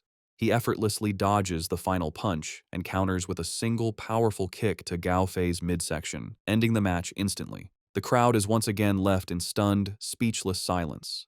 The silence is shattered by thunderous cheers from the Shanghai High supporters. Coach Guo and Shen Qinghan are ecstatic, shouting that their Xiao Chen is a beast and celebrating his third consecutive victory. The rest of the tournament proceeds just as easily. The next few opponents are even weaker. He effortlessly defeats each one, and soon he has single-handedly wiped out all 5 fighters from the opposing team. Over the next 2 days, the story is much the same. He continues his dominant performance, taking down 2 more schools by himself. Thanks to his incredible display, he successfully leads Shanghai High to win the championship. He and his team proudly pose with their medals and trophy. However, as he checks his system, his rival count is only 16,000. He realizes with disappointment that at this rate, it will take years to unlock the natural selection attribute. Despite his slow quest progress, there is a silver lining. He didn't expect Coach Guo to be so generous, but he gets the bulk of the tournament prize money, a full 20,000 yuan. Combining this with prize money from academic competitions, he now has around 30,000 yuan. That money doesn't last long. He immediately spends it all at the supermarket on a massive supply of ghost shadow squid meat. For the next several weeks, he devours the expensive meat at every meal. After consuming 30 jin, his codex unlock progress for the ghost shadow squid reaches 33%. His intensive training and consumption of beast meat pay off. By his second year of middle school, he breaks through to the next level, advancing from ordinary Tier 3 to Tier 4. His physical abilities reach new heights. He can now effortlessly lift 1890 kilograms with one hand, jump 5.65 meters vertically, and sprint 100 meters in just 4.49 seconds. Time flies, and soon he and Shen Qinghan graduate from Shanghai's middle school division. However, when the high school entrance exam results are released, their paths seem destined to diverge. A heartbroken Shen Qinghan sits in her room, crying. She asks Lin Zichen why, after all her hard work, they can't go to the same high school anymore. He explains that while he ranked first in both liberal arts and martial arts, and her academic scores were excellent, her martial arts score wasn't high enough for the elite class at Shanghai High. As he comforts the crying Shen Qinghan, she asks what will happen now. He tells her the principal of Shanghai High is coming to his house, likely to recruit him, and asks if she will come. Feeling hopeless, she tearfully replies that it has nothing to do with her, as the principal is obviously only coming for him. Taking her hand, Lin Zichen pulls her up and leads her out of the room. He tells her not to worry. He has a plan. He reveals his one condition for staying at Shanghai High. Shen Qinghan has to be his deskmate. As promised, the principal of Shanghai High visits Lin Zichen's home. She, his mother, and Shen Qinghan discuss his future for several hours, with the principal expressing how much she wants him to stay at her school. As the meeting concludes, the principal stands to leave. As a final offer, she tells Lin Zichen that if he agrees to stay, she will grant any request he has. Taking the opportunity, Lin Zichen states his one condition. Shen Qinghan must be allowed to continue in the same class with him. The principal looks at the nervous Shen Qinghan and confirms her name. Without hesitation, she agrees. With a smile, she tells them both to report to Shanghai High together for the new school year. Overjoyed, Lin Zichen and Shen Qinghan thank her. With their high school future secured, Lin Zichen participates in his final junior high martial arts tournament. As expected, his overwhelming power easily leads his team to another championship. He decides to use the prize money to finally unlock the Ghost Shadow Squid Codex. He was only 20% away, and the new prize money was enough to max out the progress bar. Unsure what might happen, he travels to a secluded forest outside Shanghai for safety. Deciding not to waste time, he begins devouring the life essence from the last of the squid meat. A powerful blue energy surrounds him as a system notification confirms he is absorbing a large amount of essence. His eyes widen as he feels a final surge of power, and the Codex progress bar hits 100%. A new notification announces he has unlocked the Ghost Shadow Squid Codex and obtained a new biological attribute, Blessing of Liquid Affinity. The ability enhances his affinity with water, allowing him to move freely and even vanish in aquatic environments. However, as the power settles, he stands in the quiet forest holding the limp squid tentacles and feels his new ability is kinda underwhelming. Still feeling underwhelmed, Lin Zichen tests his new ability in a nearby pond. He finds his Blessing of Liquid Affinity has some benefits. He can soak for long periods without his skin wrinkling, and swimming is much easier with reduced water resistance. However, there are no other noticeable effects. He sits in the water and rationalizes that since the Ghost Shadow Squid is a low-tier beast, it's fair the ability isn't very powerful. He resolves that to get better attributes, he will either have to save up for higher-grade beast meat or become strong enough to hunt powerful wild mutant beasts himself. The memory of the terrifying giant mutant rats strengthens his resolve, and he clenches his fist, determined to grow stronger. With less than a week before school begins, Lin Zichen's mother and Shen Qinghan's family decide to go on a trip. To better study his new liquid affinity, Lin Zichen suggests they go to the beach. As they stand in the ocean, Shen Qinghan shivers and complains the seawater is cold. Lin Zichen, however, feels perfectly at home. He tells her to ease into it, and then dives into the water, swimming with incredible speed. As he moves, his system rewards him with stat points for swimming and diving. From the shore, a nervous Shen Qinghan calls out, asking him to teach her how to swim. Lin Zichen pops his head out of the water, suddenly remembering his childhood friend doesn't know how yet. He begins patiently teaching her the basics. Given her average athletic talent, he assumes she will struggle. However, Shen Qinghan proves him wrong. She excitedly exclaims that swimming is surprisingly easy and that she learned it right away, diving effortlessly. She swims gracefully and surfaces with a look of shock, surprised she can dive without any instruction. Lin Zichen watches in shock as a strange blue aura of water seems to emanate from her. After she surfaces, she excitedly tells him how amazing it feels. She notes that while opening one's eyes underwater usually stings, she feels no discomfort. In fact, she finds it cool and pleasant. Her words leave Lin Zichen deep in thought. He watches her swim away, finding the situation unusual. He reasons that even with a natural talent for water, there's no way she could have mastered all the skills so instantly. Her rapid learning is simply not normal. Suddenly, a realization dawns on him. He recalls her lifelong problem with bedwetting when nervous. He wonders if this weakness is actually a sign of a powerful, innate water affinity she was born with. The idea excites him. He becomes convinced she might possess some kind of special cultivation body, like a character from his parents' Xianxia novels. To test his theory, they continue diving. Her performance shocks him even more as they explore the underwater world. He notes they have been holding their breath for over 10 minutes, an incredible feat for a beginner like Shen Qinghan. As they swim, Shen Qinghan's expression suddenly changes. A strange, swirling sound begins to vibrate through the water around her. Both look up, trying to find the source. They surface abruptly, and Shen Qinghan cries out as the glowing blue water swirls around her. Later that night, as they walk along the beach, Lin Zichen asks what happened. Shivering, she explains that underwater, she kept hearing strange and creepy sounds right by her ear. He comforts her and asks what kind of sounds. She tells him she couldn't understand the language, but it was a female voice that echoed non-stop until she surfaced. To help a frightened Shen Qinghan calm down, Lin Zichen brings her back to their hotel room. Later, he searches online for information about the strange female voice, but finds no results. Unsettled and unable to sleep, he uses his restless energy to train. As he performs 1,000 weighted sit-ups, he feels a sudden surge of power. A system notification announces his hard work has paid off. He has advanced to ordinary Tier 5. Surprised but pleased, he considers his new strength. He realizes that at Tier 5, he is powerful enough to rival a fully grown giant mutant rat. A determined glint appears in his eyes as he clenches his fist, confident that tearing the beasts apart with his bare hands is no longer impossible. Eager to test his new limits, he goes to the empty beach at night. The stat boost is immense. His 100-meter dash time has dropped to a mere 3.64 seconds, and his vertical jump has increased to an incredible 6.98 meters.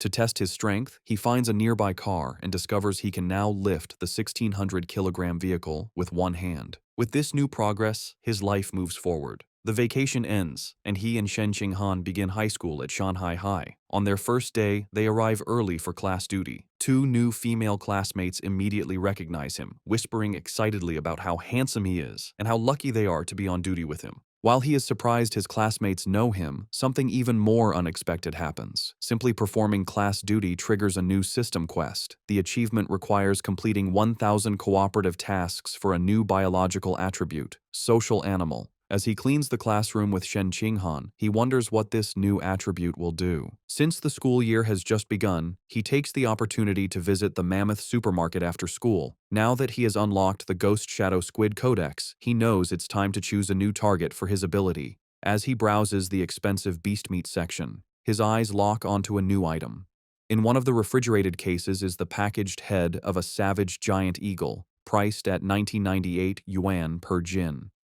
An eager grin spreads across his face as he picks up the package, making his decision. This will be his next target. The savage giant eagle is a higher-tier aberrant beast than the ghost shadow squid. It has incredibly powerful vision, 30 times stronger than a normal human's, making it a formidable hunter that can precisely capture even the fastest prey. Back in his room, Lin Zichen examines the eagle meat. He concludes that unlocking its guidebook is a worthy goal, as its enhanced vision would provide a massive combat advantage. He also notes its price of 1,998 yuan per jin makes it one of the more affordable options. He places his hand on the meat, and a blue energy surrounds him as his system confirms he has devoured a trace of the savage giant eagle's life essence, unlocking 1% of its guidebook. After some calculations, he realizes that since 1 jin of meat provides only 1% progress, he will need to spend over 200,000 yuan to fully unlock the guidebook.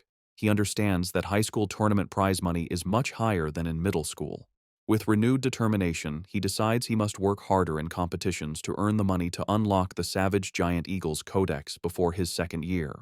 With the end of summer vacation, Lin Zichen's high school life at Shanghai High begins. On the first day, the teachers introduce themselves: the martial arts and homeroom teacher, the mechanical modification teacher, the gene fusion teacher, and the wilderness survival teacher. After their introductions, they ask the students to introduce themselves. Several students go first. A girl with long purple hair, Chu Yutong, says her specialty is in the arts. She is followed by an energetic pink-haired girl, Zhong Yijia, who shares her love for anime, cosplay, and sports. Next, a boy named Peng Huoguang says he likes to play video games at home. Soon, it is Shen Qinghan's turn. Being the center of attention makes her extremely nervous. With a blushing face, she manages to say her name is Shen Qinghan, that she enjoys drawing, and asks everyone for their future guidance. Finally, it is Lin Zichen's turn. His introduction is the shortest and most direct. He simply stands and states his name, asking for everyone's support. After introductions, time passes quickly. A new female classmate with brown hair approaches Shen Qinghan, who looks surprised. The girl asks Shen Qinghan for her entrance exam score. Shen Qinghan nervously replies that she scored 709 points, and then asks the new girl, Chu Rui, for her score.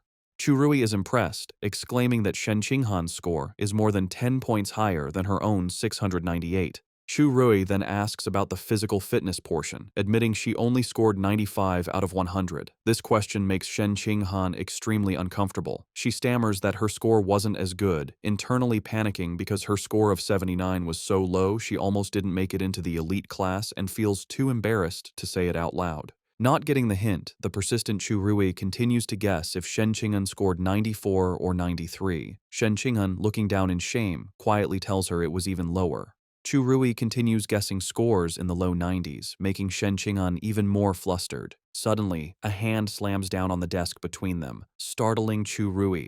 It's Lin Zichen. He smoothly leans in and asks the flustered girl if he can add her on WeChat. Surprised and thrilled that a handsome boy is giving her attention, she eagerly agrees. From her seat, Shen Qing'an breathes a sigh of relief, grateful that Lin Zichen saved her from the awkward conversation. Lin Zichen then turns to another male classmate, Hey Yu, and also asks to exchange contact information. After adding them, he creates a 4-person group chat. A system notification immediately confirms he has successfully created a group, completing another cooperative task. His progress for the social animal achievement is now at 2 out of 1,000. He reflects that this quest is surprisingly easy. After creating the group chat, the 4 new friends start to get to know each other. He Yu reveals he is from the neighboring Nanyuan city and comes from a prestigious martial arts family that runs a dojo. He even proudly mentions placing 8th in the Nanyuan City Youth Martial Arts competition. Chu Rui shares that her family owns a chain of clothing stores, making her wealthy. After Lin Zichen and Shen Qinghan also share their backgrounds, the 4 quickly become a close-knit group. Just as they are getting comfortable, He Yu asks the others to guess who the strongest student in their class is. Chu Rui immediately points to Lin Zichen, guessing it must be him since he was the top scorer on the entrance exam for their entire district. This shocks He Yu, who had no idea his new friend was so accomplished. However, Lin Zichen humbly suggests that being the top scorer doesn't necessarily make someone the strongest. He reveals a surprising fact. The principal had spent a lot of money to recruit 2 exceptionally powerful students from Nanyuan City for their class. He Yu then points out the 2 students. The first is a boy with blonde hair, Wang Shuojie, the 3rd-ranked student in Nanyuan City, who can run the 100-meter dash in 7.98 seconds. The second is a large, muscular boy, Lu Gang, who has immense natural strength and can easily lift a 300-kilogram barbell with one hand. Shen Qinghan and Chu Rui are both visibly impressed and intimidated. Lin Zichen, on the other hand, remains completely calm. Internally, he scoffs at their achievements, knowing he had surpassed those numbers back in elementary school. Soon, the bell rings again, and the next class is for distributing textbooks. There are 4 main subjects for the semester: martial arts, gene fusion, mechanical modification, and wilderness survival. Since Lin Zichen had already self-studied all the material, he decides to use the free time to find a secluded spot to train. As he trains, his thoughts turn to the larger threats. He remembers the dangerous rat god cult is still active. The police have only captured some lower-level heretics, but the powerful Rat King, their leader, remains at large. This grim reality fuels his determination. He clenches his fist, resolving to increase his power as quickly as possible and reach at least Tier 6, a level he believes will be strong enough to confront even the Rat King. The first practical class is Wilderness Survival. The teacher, Xu Chungbei, gathers the students in a wooded area and asks if any know how to make a fire by drilling wood. He Yu mutters, "It's a useless skill." To everyone's surprise, both Wang Shuojie and Lu Gang step forward and successfully start fires using the primitive method. The teacher is impressed and asks how they learned. Lu Gang explains he learned at a summer camp, while Wang Shuojie says he taught himself by watching videos online. After they are done, Lin Zichen easily teaches the same technique to his own small group, and they quickly master it. Later, in martial arts class, the teacher, Yao Yuanfeng, announces he will teach them a special breathing and cultivation technique. Once again, Wang Shuojie and Lu Gang loudly declare they have already learned it, showing off for the class. Though their demonstration is a bit clumsy, they manage. Lin Zichen, who already knows these skills, decides to maintain his low profile. In this way, over a month passes uneventfully. One day in mechanical modification class, the teacher, Kai Yuanfei, announces a test to check their progress. To motivate them, he reveals cash prizes for the top 3, 888 yuan for first, 666 for second, and 333 for third. Lin Zichen's eyes light up when he hears about the prize money, realizing the first-place reward is almost enough to buy half a jin of the expensive savage giant eagle meat. With everyone motivated, the class begins the exam. Coincidentally, the gene fusion teacher, Liu Duren, has the same idea and also springs a surprise exam with the same prize structure.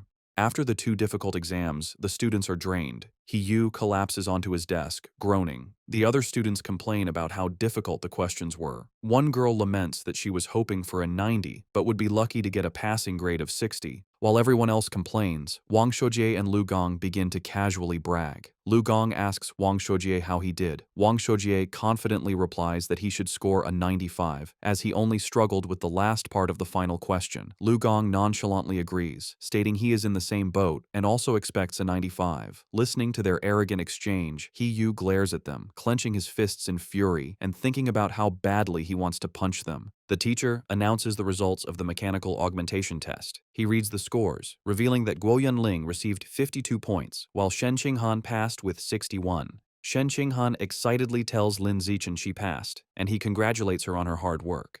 The teacher continues, announcing, He Yu scored an impressive 88 points. His friends praise him, and he humbly replies he was just lucky, promising to treat them to a meal with his third-place prize of 333 yuan. Next, the teacher confirms Lu Gang and Wang Shuojie both scored 95 just as they predicted, complimenting them for being only one question away from a perfect score. Wang Shuojie confidently claims that with 10 more minutes, he could have solved the final problem, and Lu Gang agrees. Listening to them brag, He Yu is frustrated, but comforts himself with the thought that third place is still his. However, the teacher then reveals a shocking result. Despite the test's difficulty, one student achieved a perfect score, Lin Zichen, with 100 points. Wang Shoujie and Lu Gong are stunned, shouting the result is absurd. The rest of the class erupts in cheers. Even a defeated He Yu joins in, recognizing Lin Zichen is on another level. Shen Qinghan and Chu Rui celebrate his victory as the glory of Shanghai. Ignoring the praise, Lin Zichen's focus is on the prize. He raises his hand and asks Teacher Kai when the 888 yuan prize for first place will be distributed.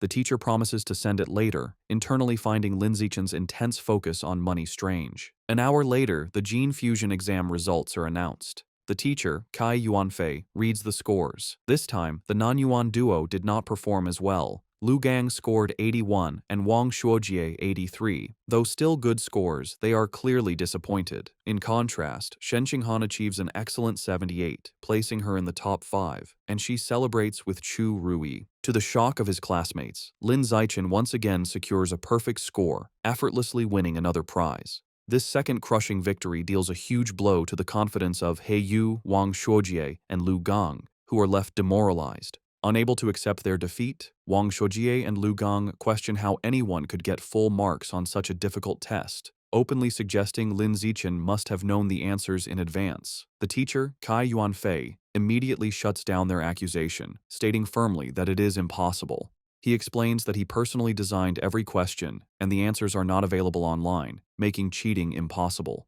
The two are left speechless. Their classmates are not so kind. He Yu and Chu Rui laugh, mocking Wang Shuojie and Lu Gang for being sore losers. He Yu calls them a disgrace to Nanyuan City, and Chu Rui adds that uncultured, ugly people always cause the most trouble. After lunch, the practical exam for wilderness survival begins. The teacher, Xu Chengbei, explains the rewards are the same, with cash prizes for the top 3.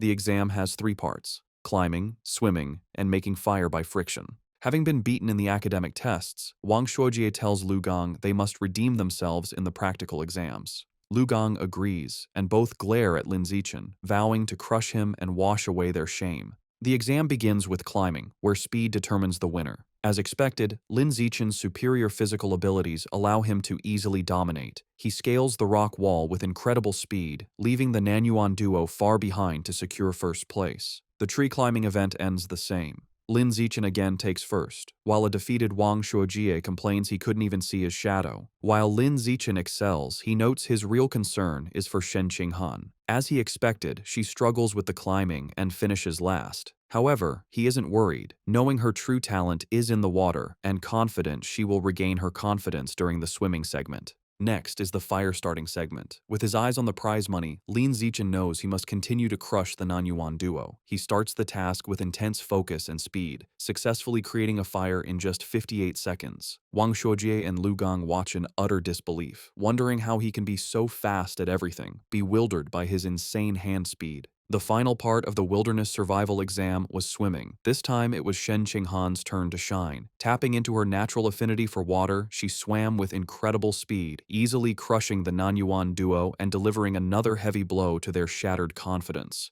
Wang Shuojie was left in disbelief, unable to understand how Shen Qinghan could suddenly exhibit such explosive power in the water, concluding he must be hallucinating. After the exam, a defeated Wang Shuojie and Lu Gang were completely silent for a long time. However, their silence only lasted through lunch. In the afternoon, the final exam for martial arts began. The teacher, Yao Yuanfeng, announced it was time to test their progress with a sparring competition. The top 3 would receive prizes, motivating the class. For Wang Shuojie and Lu Gang, this reignited their hope. Filled with determination, they resolved to reclaim their pride. They reasoned this was martial arts class, where physical fitness and combat technique truly mattered. They believed if Lin Zichen was weak in martial arts, his other scores were meaningless. Before sparring, the teacher had everyone do a physical test as a warm-up, measuring their 100-meter sprint, one-hand barbell lift, and vertical jump. Lin Zichen, holding back to avoid being too flashy, still gave an incredible performance. He ran the 100-meter dash in 7.78 seconds and lifted a 330-kilogram barbell with one hand. His vertical jump was 2.18 meters, and he easily took first in all 3 events, making sure to only slightly beat the Nanyuan duo.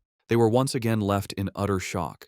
Wang Shuojie couldn't understand how Lin Zichen could be faster, while Lu Gang was baffled by how someone who didn't look muscular could be so strong. Trying to rally, Wang Shuojie reminded Lu Gang that failing the physical test didn't mean they would lose in sparring, as real combat also required technique. They convinced themselves their superior technique gave them a chance. After the test, everyone moved to the dueling area for the sparring matches. Eager to complete his survival of the fittest achievement, Lin Zichen stepped into the ring first. However, after his overwhelming display, no one dared to challenge him.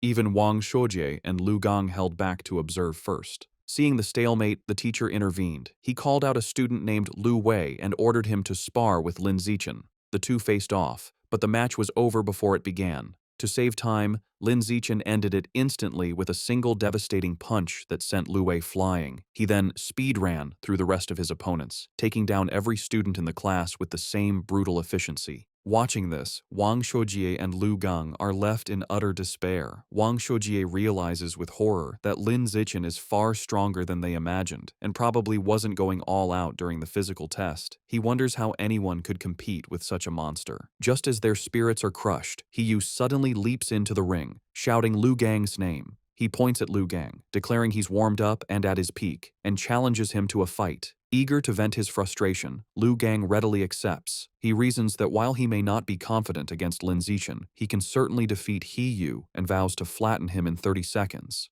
With a battle cry, He rushes forward, and the two clash in a fast exchange of blows. However, the fight is decided by the clear gap in their power. Lu Gang easily catches Heiyu's kick, uses his superior strength to swing him around, and then hurls him out of the ring. Heiyu crashes hard, defeated and vomiting. Standing victoriously, Lu Gang looks down at his defeated classmate. He offers a backhanded compliment, acknowledging Heiyu's physical technique is the best in their class, but smugly concluding that he is still better. After his victory, Lu Gang turns to see Lin Zichen approaching. Lin Zichen calmly issues a challenge for them to spar. Internally, he sees this as a perfect chance to make progress on his achievement quest. Fresh off his win and brimming with confidence, Lu Gang smirks and accepts, declaring he is not afraid. Lu Gang immediately goes on the offensive with a powerful punch. However, the gap in their abilities is apparent.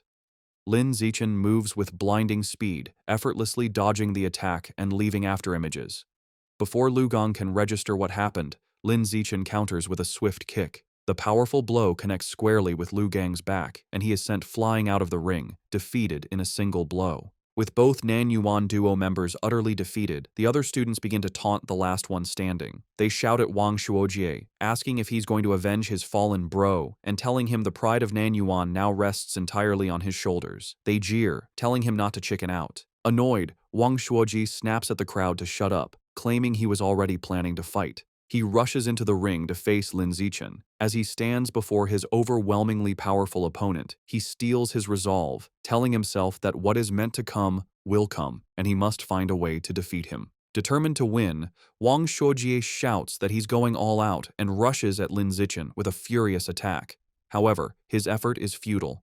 Lin Zichen effortlessly stops the punch with one hand and counters with a single devastating blow that sends Wang Shuojie flying upside down. He crashes hard onto the gym floor, knocked out and foaming at the mouth, defeated as easily as everyone else. With the Nanyuan duo taken care of, Lin Zishan proceeds to systematically take down the rest of the boys in the class one after another with the same effortless efficiency. After defeating all the male students, he checks his system. He notes that according to the survival of the fittest achievement rules, defeating the same person multiple times only counts once. This means his only remaining opponents in the class are the girls. He wonders if any of them will even be willing to spar with him. To his complete surprise, the girls are more than willing. A crowd of his female classmates gathers, blushing and eagerly making heart gestures, all wanting a chance to fight him. The first to volunteer is Chu Yu-tong, who excitedly raises her hand and challenges him. She leaps into the ring and attacks with surprising speed and agility. However, Lin Zichen is still on another level. He easily dodges her attack, leaving her to comment on his incredible speed. She gracefully lands, disappointed that she came so close but couldn't even grab him. Unexpectedly, after Chu Yu-tong's defeat, the other girls also volunteer to challenge him one by one. Of course, Lin Zichen holds back considerably when facing the girls. His main goal isn't to hurt them, but simply to win the official matches and complete his achievement as quickly as possible. Soon, Lin Zichen finishes sparring with all the girls in his class. While he has successfully defeated every student, he is still far from completing his achievement task. He is a bit disappointed, but his mood quickly changes when his teacher, Yao Yuanfeng, suddenly announces some good news. The teacher praises the class and tells them that as elite students, they must learn to challenge those above them. He then announces that in 1 month, their class will challenge the strongest regular class in the second year, and he expects them to be ready. Lin Zichen, who was just feeling frustrated about the lack of opponents to speed up his survival of the fittest achievement, is overjoyed. A new match has been delivered right to his door, a true blessing. After the teacher dismisses the class, a newly humbled Lu Gang approaches Lin Zichen. He admits he had underestimated the school and declares that from now on, he will consider Lin Zichen his rival for the next 3 years. Lin Zichen realizes that with the teacher's plan to constantly challenge other classes, completing his achievement within a year might not be impossible. Wang Shuojie also confronts him, vowing to wash away the humiliation of his defeat before they graduate. Lin Zichen, however, is more focused on the practical benefits. He calculates that he has earned over 3,000 yuan from the exam prizes alone. This excites him, as he can now use this money to buy more beast meat. He clenches his fist, completely ignoring the non-yuan duo, who are left fuming at his arrogant dismissal. That night, back in his room, he considers his financial situation.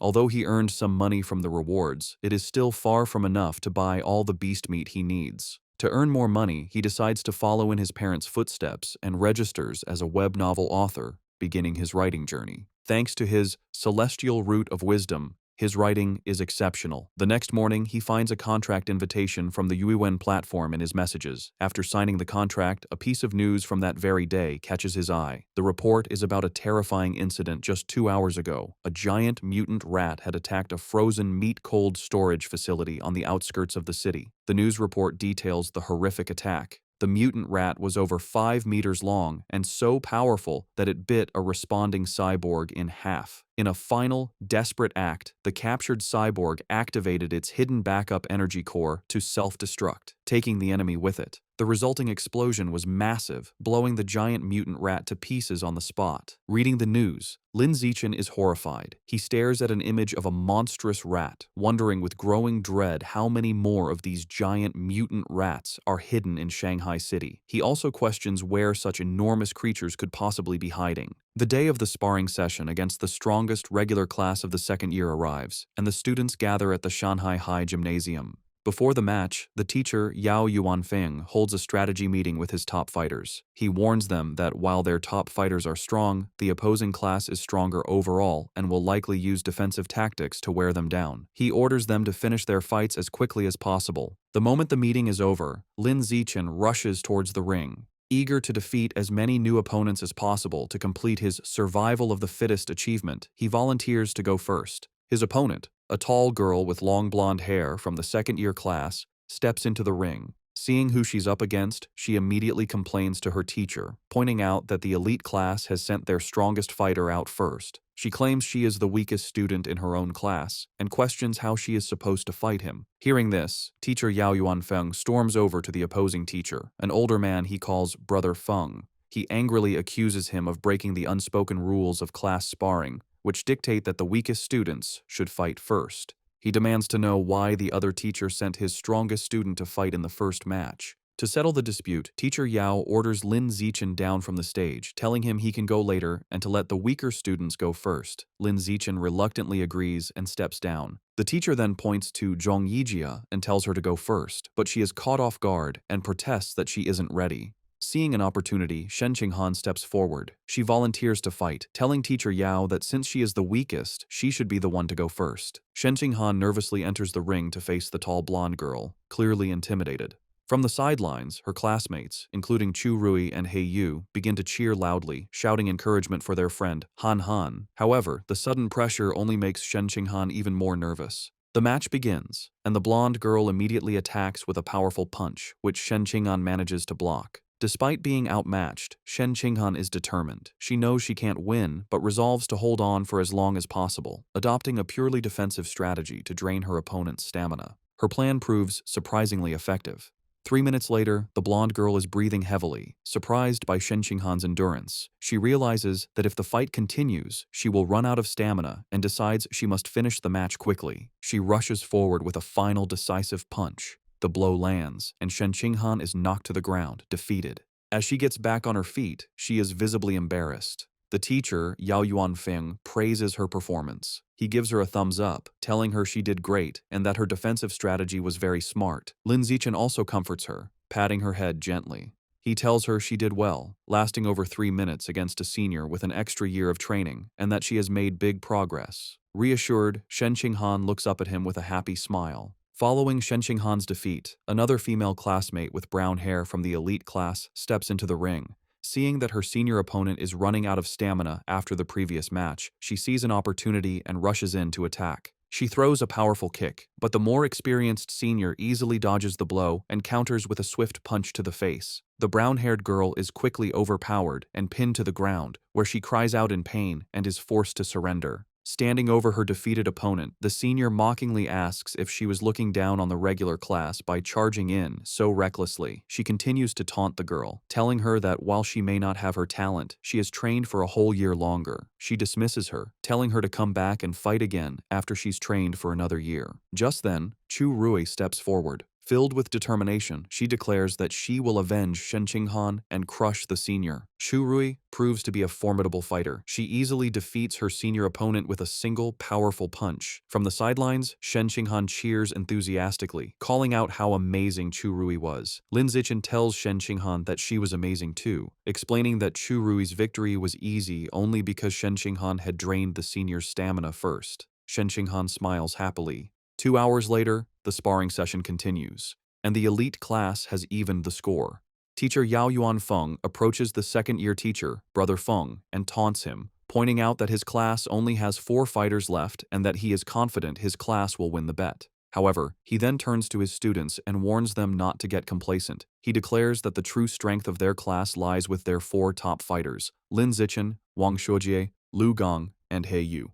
The real showdown is just beginning. Following his teacher's declaration, He Yu is ordered to go up next. He cracks his knuckles with a determined look and enters the ring with a dramatic, ground-pounding pose. He strikes a fighting stance and theatrically asks his senior opponent if he is prepared to face his fists, which he claims are thirsty for battle. The senior, a boy with brown hair, smirks and tells He Yu not to be so childish and overly dramatic. Annoyed, He Yu immediately attacks with a swift kick, sending the senior crashing to the ground in defeat. Standing over his fallen opponent, He Yu mocks him, questioning where he got the confidence to act so tough with such a low skill level and calling him trash. Just as He Yu celebrates his victory, another, more formidable senior with purple-tinged hair stomps into the ring. He glares at He Yu, calling him arrogant for his taunts. The senior immediately lunges with a powerful punch, vowing to teach his junior opponent some intensity. To the senior's shock, He Yu moves with incredible speed, effortlessly dodging the attack. He Yu then counters with a powerful kick that sends the senior flying, knocking him out. Seeing his impressive victory, Chu Rui and Shen Qinghan erupt in cheers, shouting encouragement for He Yu. Fueled by his success, He Yu goes on an incredible winning streak, defeating several more opponents in quick succession. After taking down 5 consecutive fighters, He Yu stands exhausted, breathing heavily. Despite his fatigue, he puts on a brave face and defiantly shouts for the next opponent, boasting he can still take on 10 more. However, it's clear he is running out of stamina. His impressive run ends when he is defeated by his sixth opponent. With He Yu eliminated, the situation looks dire for the elite class. They are now down to their last 3 fighters, while the second-year class still has 13 members remaining. With He Yu defeated, Wang Shoujie is next. He unleashes his full power, going on an incredible winning streak and single-handedly defeating 10 opponents in a flurry of furious kicks and punches. However, the long series of battles takes its toll. During his 11th match, Wang Shoujie finally runs out of stamina and is defeated. Following him is Lu Gang, who quickly dispatches 2 more of the opposing team's top fighters in less than 10 minutes. With their opponents now down to their last fighter, teacher Yao Yuanfeng smugly suggests that the second-year teacher, Brother Feng, should just surrender. Brother Feng, however, remains unfazed. He smirks and calls forth his final student, Wang Jinhei, telling him it is his turn. A new challenger steps forward, an enormous, overweight student who towers over Lu Gang. Despite his opponent's intimidating size, Lu Gang is not impressed. Dismissing him as just a slightly larger fatty, he rushes into attack, confident he can beat him. He lands a powerful punch on Wang Jinhei's massive belly, but to his shock, the blow has no effect. He feels as if he just punched solid rubber. He tries again, unleashing a rapid barrage of punches, but all his attacks are harmlessly absorbed by his opponent's thick layer of fat. Soon, Lu Gang is left panting and exhausted, realizing his attacks are useless. His opponent, who has not moved an inch, looks down at him with a calm expression. He asks if Lu Gang is finished, because now it is his turn. Before Lu Gang can react, Wang Jinhei grabs him by the neck with incredible strength. With a single, effortless motion, he throws Lu Gang out of the ring, securing the victory and leaving the elite class with only 1 fighter remaining. Stunned by such a powerful fighter, teacher Yao Yuanfeng exclaims that he doesn't remember the second-year class having such a strong student. The opposing teacher, Brother Feng, smirks and explains that Wang Jinhei is a new transfer student who just arrived this semester. He then smugly reminds teacher Yao about their bet, telling him it looks like he is going to lose and will have to buy dinner for the entire opposing class. Realizing he has been tricked by his rival's secret weapon, teacher Yao clenches his fist in frustration, worried that not even Lin Zichen can defeat this monster. Despite his doubts, he puts on a brave face for his last student. He places a hand on Lin Zichen's shoulder and tells him it's his turn, encouraging him to just do his best and not worry too much about winning, as the experience will be valuable. Lin Zichen simply smiles and reassures his teacher that he will win, leaving the man speechless. As Lin Zichen steps into the ring, Wang Jinhei looks down at him, unimpressed.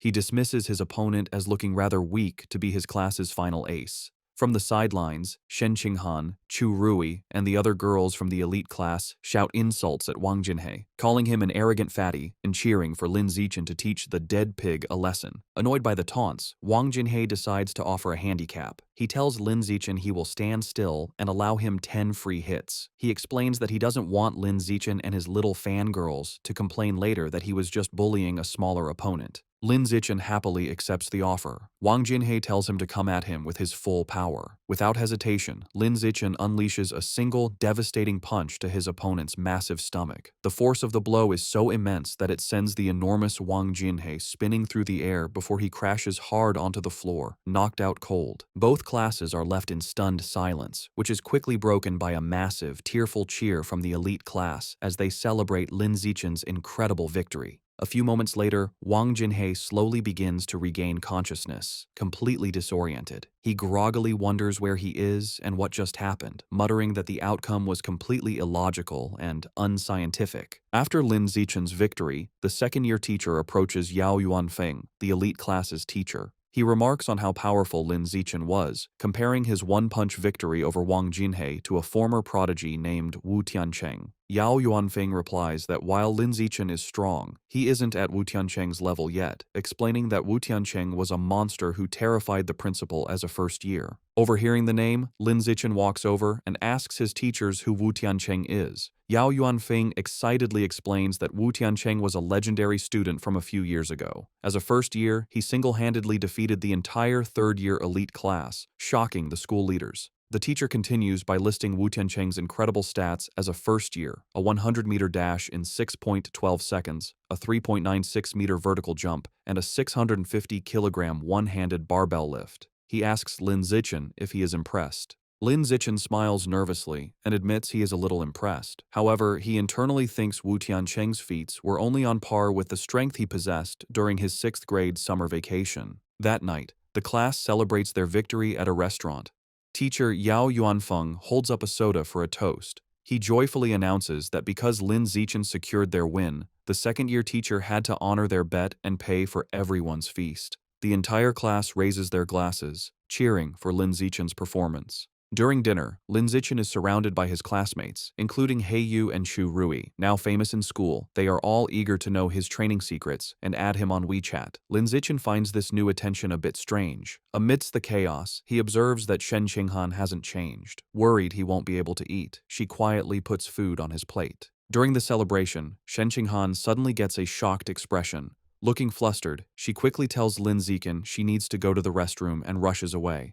As she leaves, Lin Zichen notes that while some things change, her urge to pee when nervous or excited has remained the same. In the restroom, 2 of their female classmates are gossiping. One complains about how Shen Qinghan fawns over Lin Zichen like a maid, always pouring his drinks and peeling his shrimp. The other agrees, questioning how someone with Shen Qinghan's lack of strength could have gotten into the elite class if not for being his sycophant. She cruelly adds that their relationship won't last, as the difference in their abilities is destined to drive them apart. Unseen, Shen Qinghan overhears their entire conversation and is visibly hurt. However, instead of hiding, she confronts them. With newfound determination, she firmly tells the startled girls that she is not a sycophant, she is his childhood friend. Later that evening, as they walk home, Lin Zichen notices she seems dejected and asks if something is wrong. Looking down sadly, Shen Qinghan confides in him. She explains her mother always said she would grow out of wetting her pants. However, she reveals with frustration that even now, she still has to wear diapers to bed every night. Looking up at him, she says she feels disabled, like she can't even control her own bladder.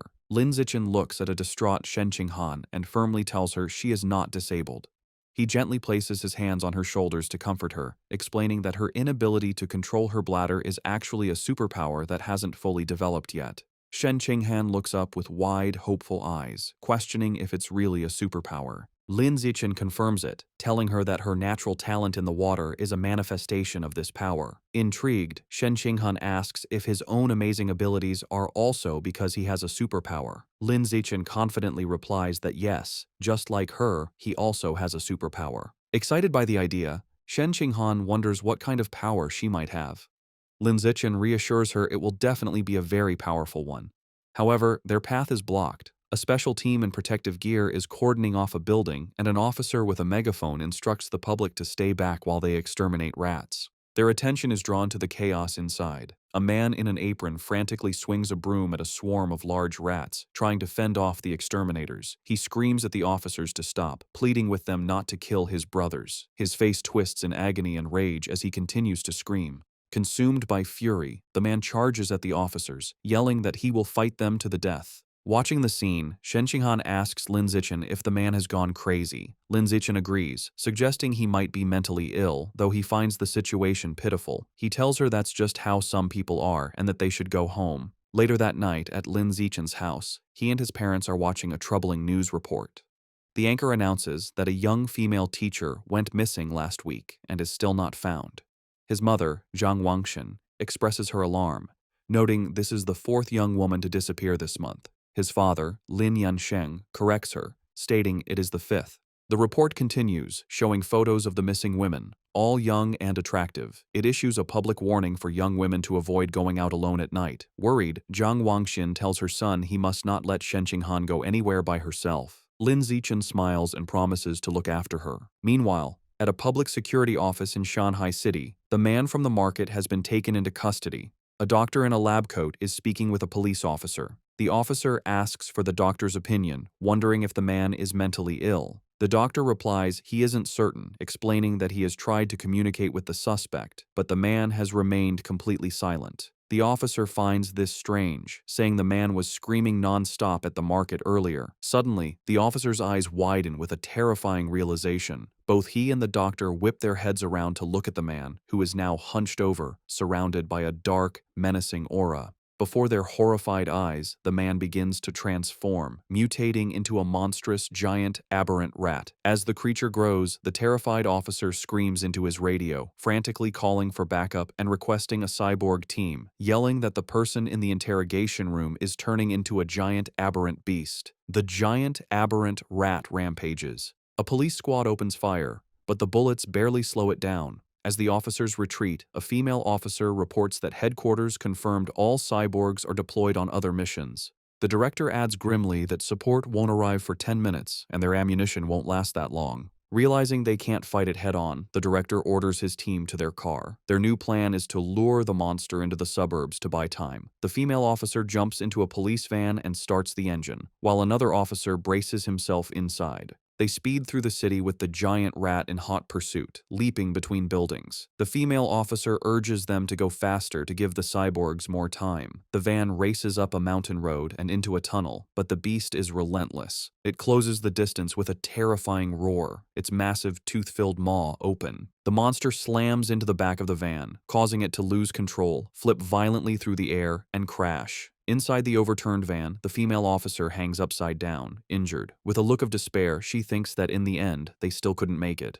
Just as the giant aberrant rat roars in triumph over the wrecked van, a massive explosion engulfs it. Help has arrived. A female cyborg with short purple hair and sleek armor. Hovering in the air, she locks on and unleashes a barrage of powerful purple missiles. The projectiles slam into the monster, creating a series of fiery explosions as she gives the command to kill. After the smoke clears, the cyborg lands on the crater-filled road. She finds a large tunnel and realizes the rat escaped by digging its way out, noting the beasts seem to be getting smarter. However, she sees shredded flesh and blood on the ground and concludes the creature is seriously injured and couldn't have gotten far. She decides she has a good chance to track it down. The scene shifts to the city skyline at 3 a.m. In his room, Lin Zichen is at his computer, not training, but writing. He reflects on his progress as a web novel author. He has written daily for over half a month, and his novel is now nearly 200,000 words. More importantly, his paid income has already surpassed 10,000 yuan. He thinks about the novel's future potential, noting it is still in the new book period. He eagerly wonders how much money he will make once it is officially launched. Too excited about his novel's income to sleep, Lin Zichen decides to train. He finds a deserted, unsurveilled alley to test his recent efforts. As he practices, he is pleased with his progress. His 100-meter sprint time has dropped to an incredible 3.43 seconds, and his vertical jump has reached 7.22 meters. He feels that if he continues improving at this rate, he will eventually achieve a saintly body. His training is interrupted by an unsettling gnawing sound. He turns and sees a shadowy figure hunched in a dark corner. The figure is a grotesque, rat-like creature, a mouseman. It is chewing on a human arm. Noticing Lin Zichen, the creature begs for its life, pleading for forgiveness and explaining it was just too hungry. It strangely promises that once full, it will come and pay its respects every year. Lin Zichen stares in horror, recognizing the creature as a mouseman. He immediately connects this sight to the news report about the giant mutant rat that escaped. He wonders with dawning dread if this creature is that same beast, now in a more humanoid, but no less monstrous form. Realizing the extreme danger, Lin Zichen decides he must inform the police. However, as he turns to leave, the mouseman panics, thinking he is its next meal. It stammers that it doesn't have to eat him and can go find others to devour instead. Before Lin Zichen can react, the creature springs into action. It leaps off the alley walls with blinding speed, ricocheting from side to side in a series of lightning-fast jumps. The mouseman lunges at him, screaming it wants to eat human meat as hunger overrides its fear. The attack is so fast that Lin Zichen realizes there is no time to dodge. With no other option, he faces the monster head-on. As the creature closes in, Lin Zichen meets its charge with a single, devastating kick to its jaw. The impact sends the mouseman spinning through the air before it crashes hard to the ground. The beast struggles to its feet, clutching its bleeding chest. It stares at Lin Zichen in disbelief, wondering how a weak-looking student could possess such overwhelming strength. Stunned and injured, the mouseman stares back at Lin Zichen, shocked by his unexpected power. Before it can recover, a rock suddenly flies through the air and slams into its head. Seizing the advantage, Lin Zichen gives the monster no chance to retaliate. He unleashes a furious storm of rocks, throwing them with incredible speed and precision. The mouseman is completely overwhelmed by the relentless assault, unable to defend itself as the rocks pummel its body. After a few moments, the onslaught stops. Lin Zichen stands at the end of the alley, breathing heavily. He watches the spot where the creature fell, noticing it is no longer moving. He approaches cautiously and finds his attack was more devastating than he imagined. The mouse man is obliterated, reduced to a steaming pile of skeletal remains. Wondering if the creature was truly dead, Lin Zichen touches the pile of bones. A surge of blue energy flows into him, and a system notification confirms he has devoured a trace of the giant mutant rat's life source, increasing his codex progress to 7%. He is disappointed to only absorb 2% this time, compared to the 5% from the scorched corpse. He theorizes the difference is due to the varying amount of Rat King gene each heretic had consumed. Realizing it was nearly morning and unsafe to stay, he heads home. Moments after he leaves, the purple-haired female cyborg lands in the empty alley. She stands over the steaming bones, wondering who could have killed the Rat Man. The scene shifts to a dark building where a sinister ritual is happening. A hooded cultist carries an unconscious woman to a large, glowing red summoning circle. He places her in the center and kneels, offering her to his Lord Rat God to enjoy. From the darkness, menacing, multi-lensed red eyes glare back. A deep, angry voice questions why there is only one woman, accusing the cultist of trying to starve it. The voice complains the offering isn't even a mouthful and threatens to make the cultist part of the sacrifice. The cultist prostrates himself in terror, desperately begging to explain. Still on the floor, the terrified cultist explains that young women have become cautious lately, rarely going out at night and always traveling in groups, making them hard to capture. The massive, shadowy rat god looms over him, its deep voice commanding that if women are too difficult, he should catch young men instead. The cultist immediately agrees. Suddenly, a large, bloody chunk of raw meat is thrown onto the floor. The cultist greedily grabs it and begins to devour it raw, thanking his Lord Rat God for the blessing. As he eats, the ritual reaches its gruesome climax. Massive red tentacles emerge from the summoning circle, wrapping around the unconscious woman and lifting her into the air. The monstrous, multi-eyed maw of the rat god opens wide and devours her whole. Sounds of chewing and crunching echo through the building. After its meal, the Lord Rat God gives one final, chilling order. It tells the cultist not to capture ordinary people next time, complaining their meat is too bitter. The entity declares it wants to eat nobles who live in luxury, believing their meat will be more tender. To help Shen Qinghan improve her martial arts grades, Lin Zichen holds special training sessions with her at her house. During one session, he acts as her personal coach, correcting her form. He adjusts her arm, stance, and shoulders, explaining how to generate more power and maintain better balance. Once her posture is corrected, he tells her to attack him with her full strength. She lunges at him with a determined punch. Lin Zichen easily catches her fist, praising her for the precise angle and improved power. He also catches her follow-up kick, pointing out a flaw in her form and demonstrating the correct technique by physically moving her leg into the proper position. After the intense session, an exhausted and sweaty Shen Qinghan collapses onto the floor. She catches her breath, telling him that even though she is exhausted, she can feel her martial arts strength has genuinely improved. Still kneeling on the floor, a motivated Shen Qinghan tells Lin Zichen that training 3 times a week isn't enough and asks if they can do it every day. Lin Zichen tells her that isn't necessary, explaining her body couldn't handle a daily high-intensity regimen. Shen Qinghan agrees and decides to stick with their current schedule.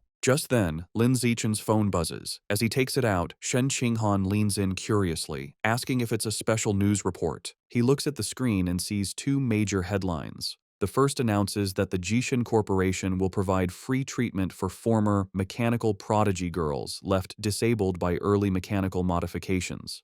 The second, more shocking report reveals a genius from Beijing University has successfully fused with the 1,000-threaded spider beast gene, breaking the record for the youngest person to undergo a dual gene fusion. Lin Zichen's eyes widen as he reads the second story, immediately realizing this genius must be the same prodigy from the capital he has been competing with for years. Most people cannot undergo gene fusion until adulthood, as a younger body can't withstand the backlash from beast genes and risks severe mutation. However, this prodigy has now successfully undergone a second gene fusion at the young age of 18. Lin Zichen is left to ponder the prodigy's incredible physical talent and wonder if gene fusion is indeed the best path to power. At his house, Lin Zishan is busy with his new career as a web novel author. Thanks to his incredible writing speed, his novel is an instant hit. The comment section is filled with readers amazed by his output, with one calling him a tentacle monster for posting 50,000 words on the first day. Lin Zichan reflects that with his use in advance and celestial root of wisdom attributes, a month of practice allows him to type at 10,000 words per hour. This efficiency means writing takes only about an hour a day, leaving him plenty of time for training. His father, Lin Yansheng, enters and praises his success. He estimates that if Lin Zishan maintains a stable plot and a 10,000-word daily pace, he could earn around 50,000 wen in his first month.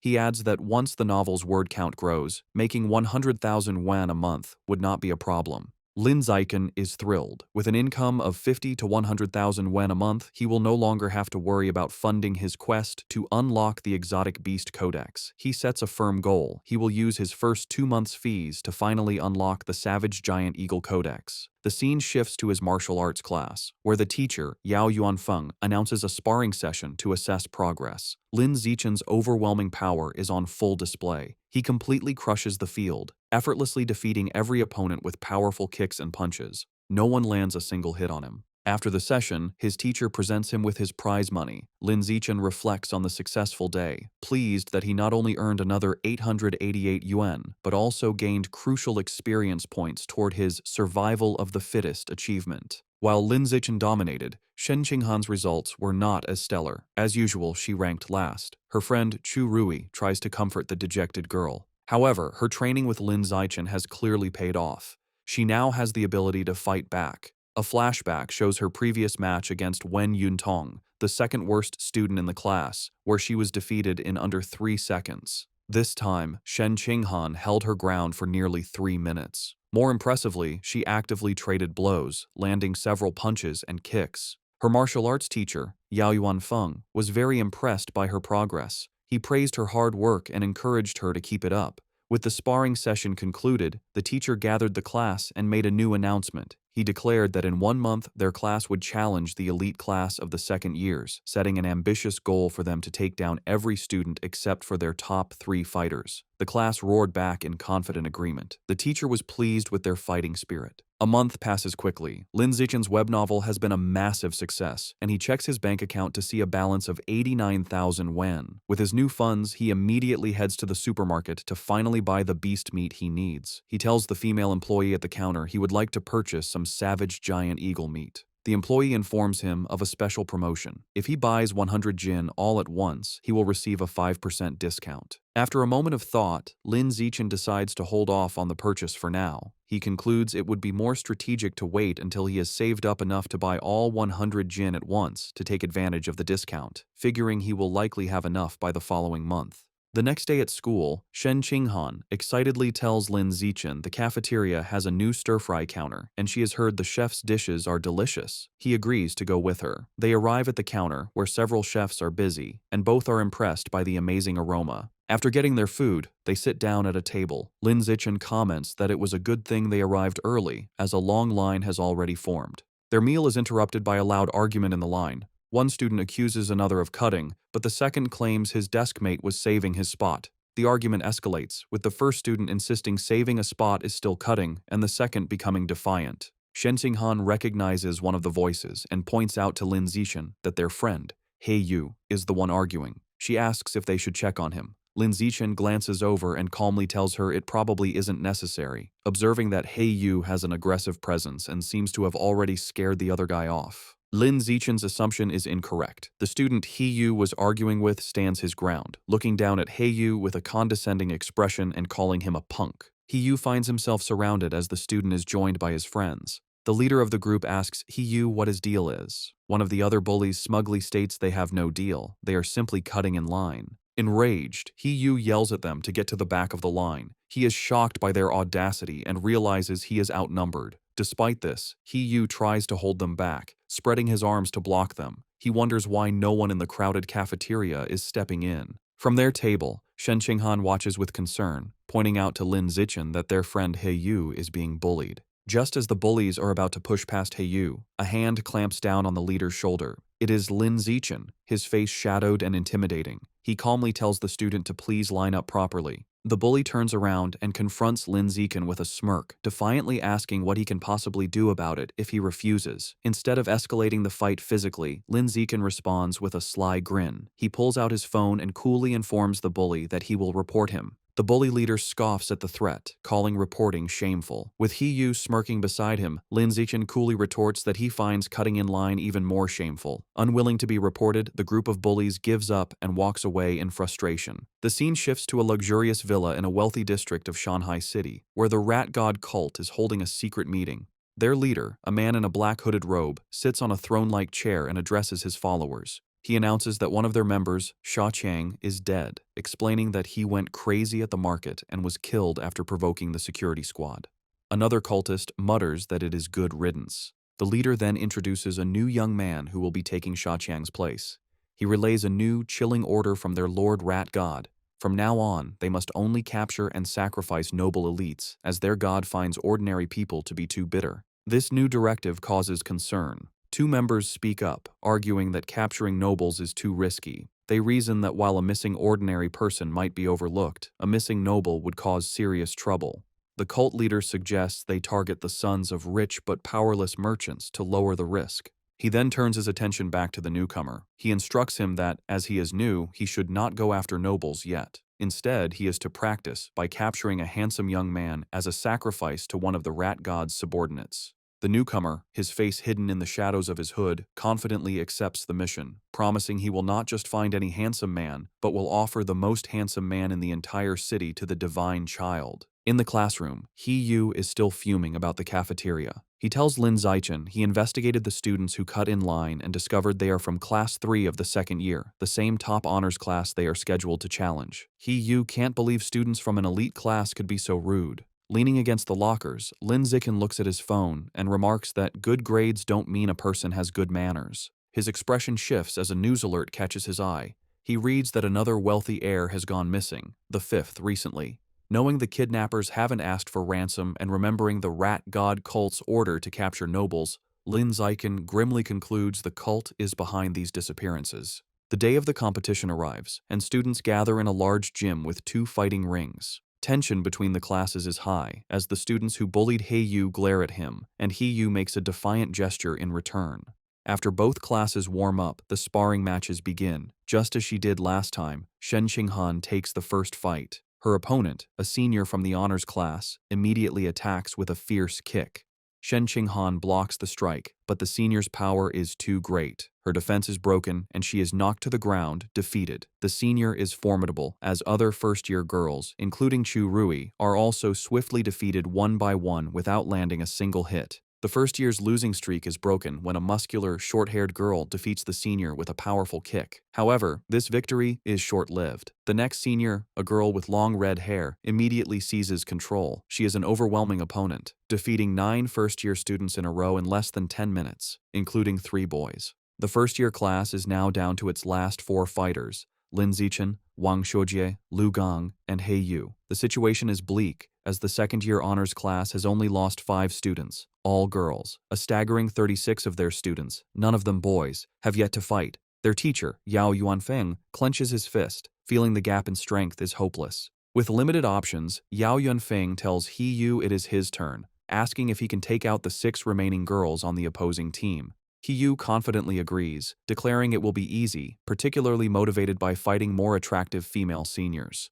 True to his word, He-yu handles the matches with ease and successfully knocks all 6 remaining girls out of the ring. With the female fighters defeated, the second-year class's first male student enters the ring with a threatening stomp. He strikes a menacing pose and asks He-yu if he is ready to die. He-yu retorts that his opponent has no manners. Recognizing the student as a bully from the cafeteria, He-yu believes he's a pushover and sees a perfect chance for revenge. He-yu's confidence is misplaced as the bully rushes him with surprising speed. Before He-yu can react, the senior lands a powerful punch to his stomach. He-yu collapses to his knees, stunned. The bully taunts him for being weak and tells him to admit defeat. Enraged, He-yu struggles to his feet and throws a punch, but his opponent easily dodges and counters with a swift kick that sends He-yu flying out of the ring, defeated. Lying on the ground, He-yu realizes with pain that his opponent's strength is far from the lowest among the boys, and curses himself for letting his guard down. Having defeated Yu, the senior bully turns to Lin Zichen, who is standing by the ring. He mockingly asks if Lin Zichen still wants to medal and challenges him to a fight. Lin Zichen gracefully leaps into the ring, internally noting that he was hoping for this chance. His classmates erupt in cheers, shouting for their brother Chen to crush his opponent and avenge Yu for his shameful behavior.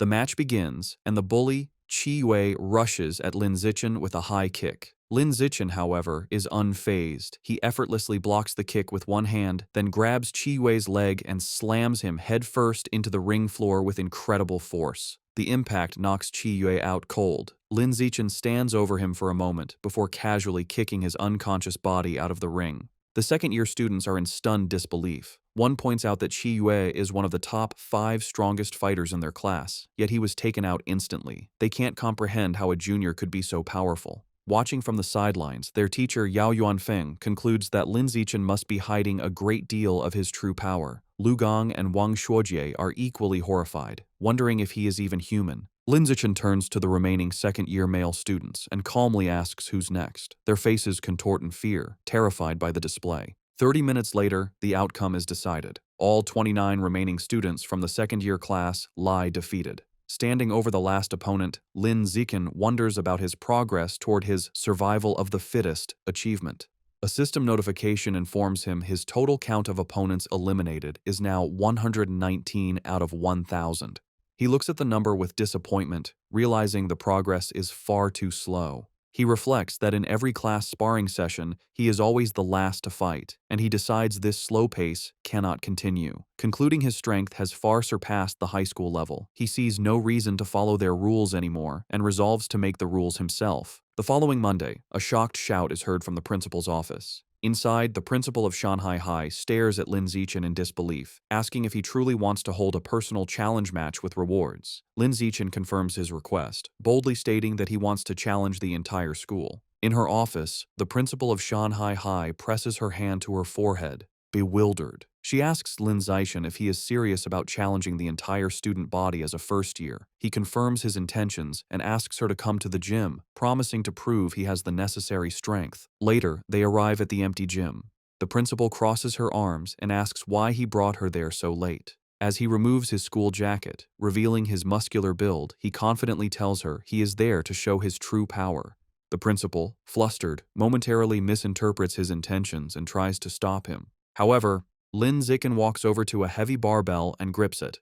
To her astonishment, he lifts the massive 700-kilogram barbell into the air with one hand, holding it effortlessly.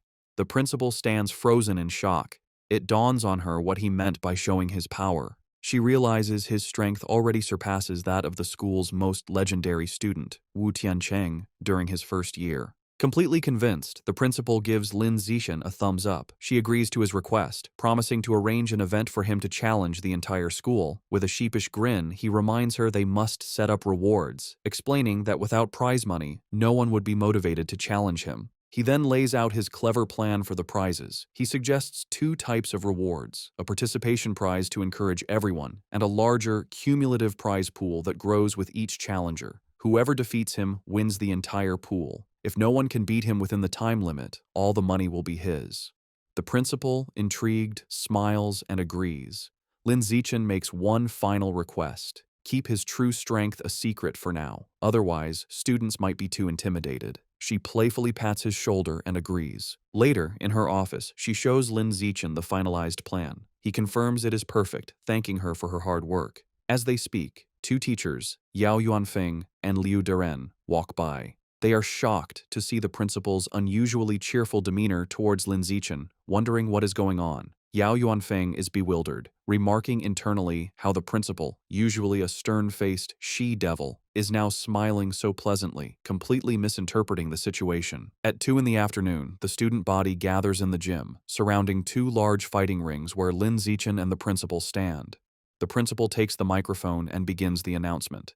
She introduces Lin Zichen, details his recent victories, and explains the rules and prizes for his personal challenge against the entire school. The announcement causes an uproar, The crowd erupts in disbelief and mockery, with many shouting that the principal must have gone crazy. They are insulted by a first year's arrogance, questioning his confidence. One student angrily points out that defeating the second year's strongest class doesn't mean he can take on the third year's, while another calls him arrogant. Facing the hostile crowd, Lin Zichen calmly announces that starting the next day, he will be in the gym for 2 hours every afternoon, welcoming challengers. Internally, he is pleased by their anger, thinking that with so many eager to fight, he has a good chance of completing his survival of the fittest quest early. The scene shifts to a bustling city street at night. A young man with blonde hair walks alone, sipping a drink. His walk is interrupted when two attractive women step in front of him and invite him to a bar. The blonde man looks at them with a cold expression and bluntly tells them to get lost. As they walk away, they mutter that he has no charm.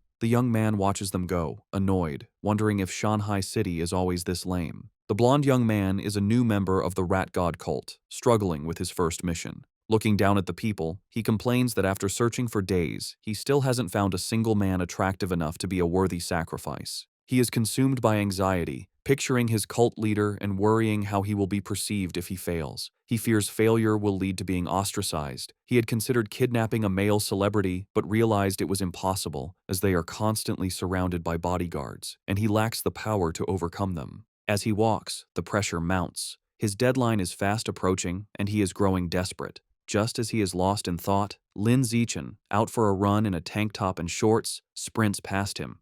The blonde man turns, and his eyes widen. He is immediately struck by Lin Zichen's appearance, thinking he has finally found an incredibly handsome man. He has found his target. The blonde cultist watches Lin Zichen run, feeling triumphant relief. After searching for so long, he has found the perfect target without even trying. A wide, sinister grin spreads across his face as he confirms his decision. Lin Zichen will be his sacrifice. He begins to follow his target, watching as Lin Zichen turns down a deserted industrial alleyway. Seeing the secluded area, the cultist's face twists into a horrifying black-eyed grin. He knows this is the perfect opportunity. Deciding it is time to strike, he unleashes his power and undergoes a grotesque transformation, his body contorting into a monstrous beast with a massive, tooth-filled maw. However, just as the transformed cultist is about to attack, a brick comes flying out of nowhere and smashes directly into its head with a sickening, bloody impact. The transformed cultist stumbles, clutching its head in pain and confusion after being struck by the brick.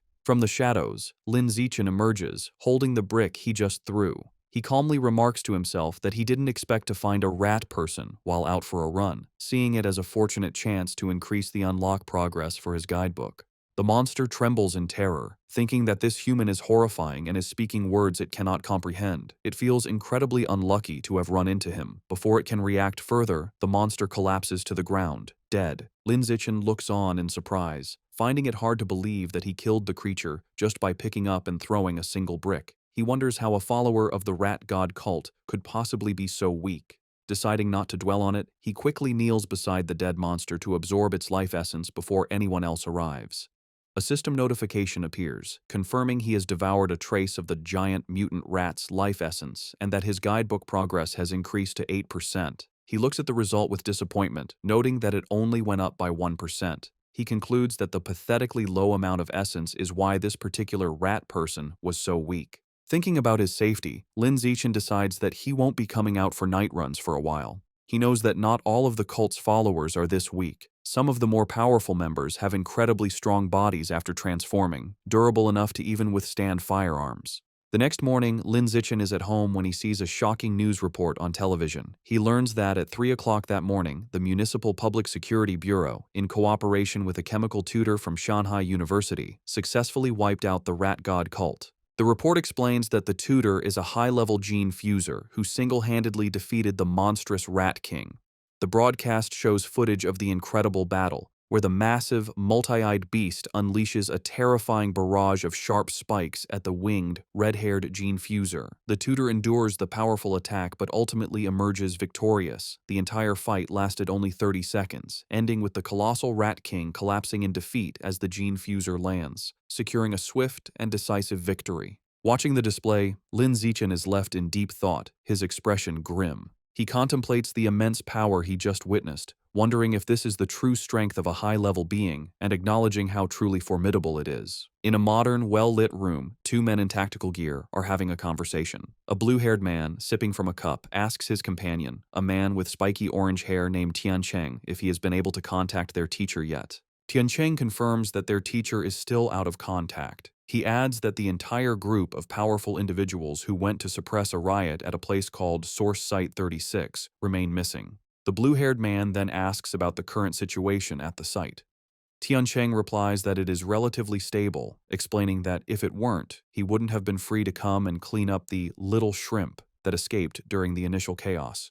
The blue-haired man seems to question his dismissive term. The blue-haired man reflects on the immense power of the Rat King, a monster that the entire Public Security Bureau was helpless against. He then internally acknowledges that in the face of a genius high-level being like Tiancheng, the monstrous Rat King was indeed just a little shrimp. Changing the subject, the blue-haired man playfully puts his arm around Tiancheng's shoulders, suggesting that since he is already there, he should visit their old school to give a lecture. Tiancheng resists, stating that he isn't an idle person and has a real job to do. The blue-haired man playfully insists, telling him that providing some ideological guidance to their cute junior students is also a form of work. Deep within a dark cavern under the light of the full moon, it is revealed that the Rat King survived its battle with Wu Tiancheng. The creature explains its recent actions, stating that at first, it only ate beggars, then it moved on to eating young people. Now, it kneels in submission, admitting that it eventually developed a taste for the pampered elite. The Rat King is not alone. It prostrates itself before a new, far more terrifying monster. A colossal, green-skinned being with glowing red eyes and immense power. This new monster scolds the Rat King, angrily telling it that it went to great trouble to bring the Rat King there to have its clan dig tunnels. Instead, the Rat King went around eating people and caused a huge commotion that drew unwanted attention. The giant monster glares down and menacingly asks the Rat King if it believes it deserves to die for its failure. Terrified, the Rat King begs its master for another chance. The giant monster considers the plea and agrees that it can give the Rat King another chance, but it clarifies that there will be a price to pay. Without another word, the monster's clawed hand strikes the Rat King, and a spray of blood fills the air.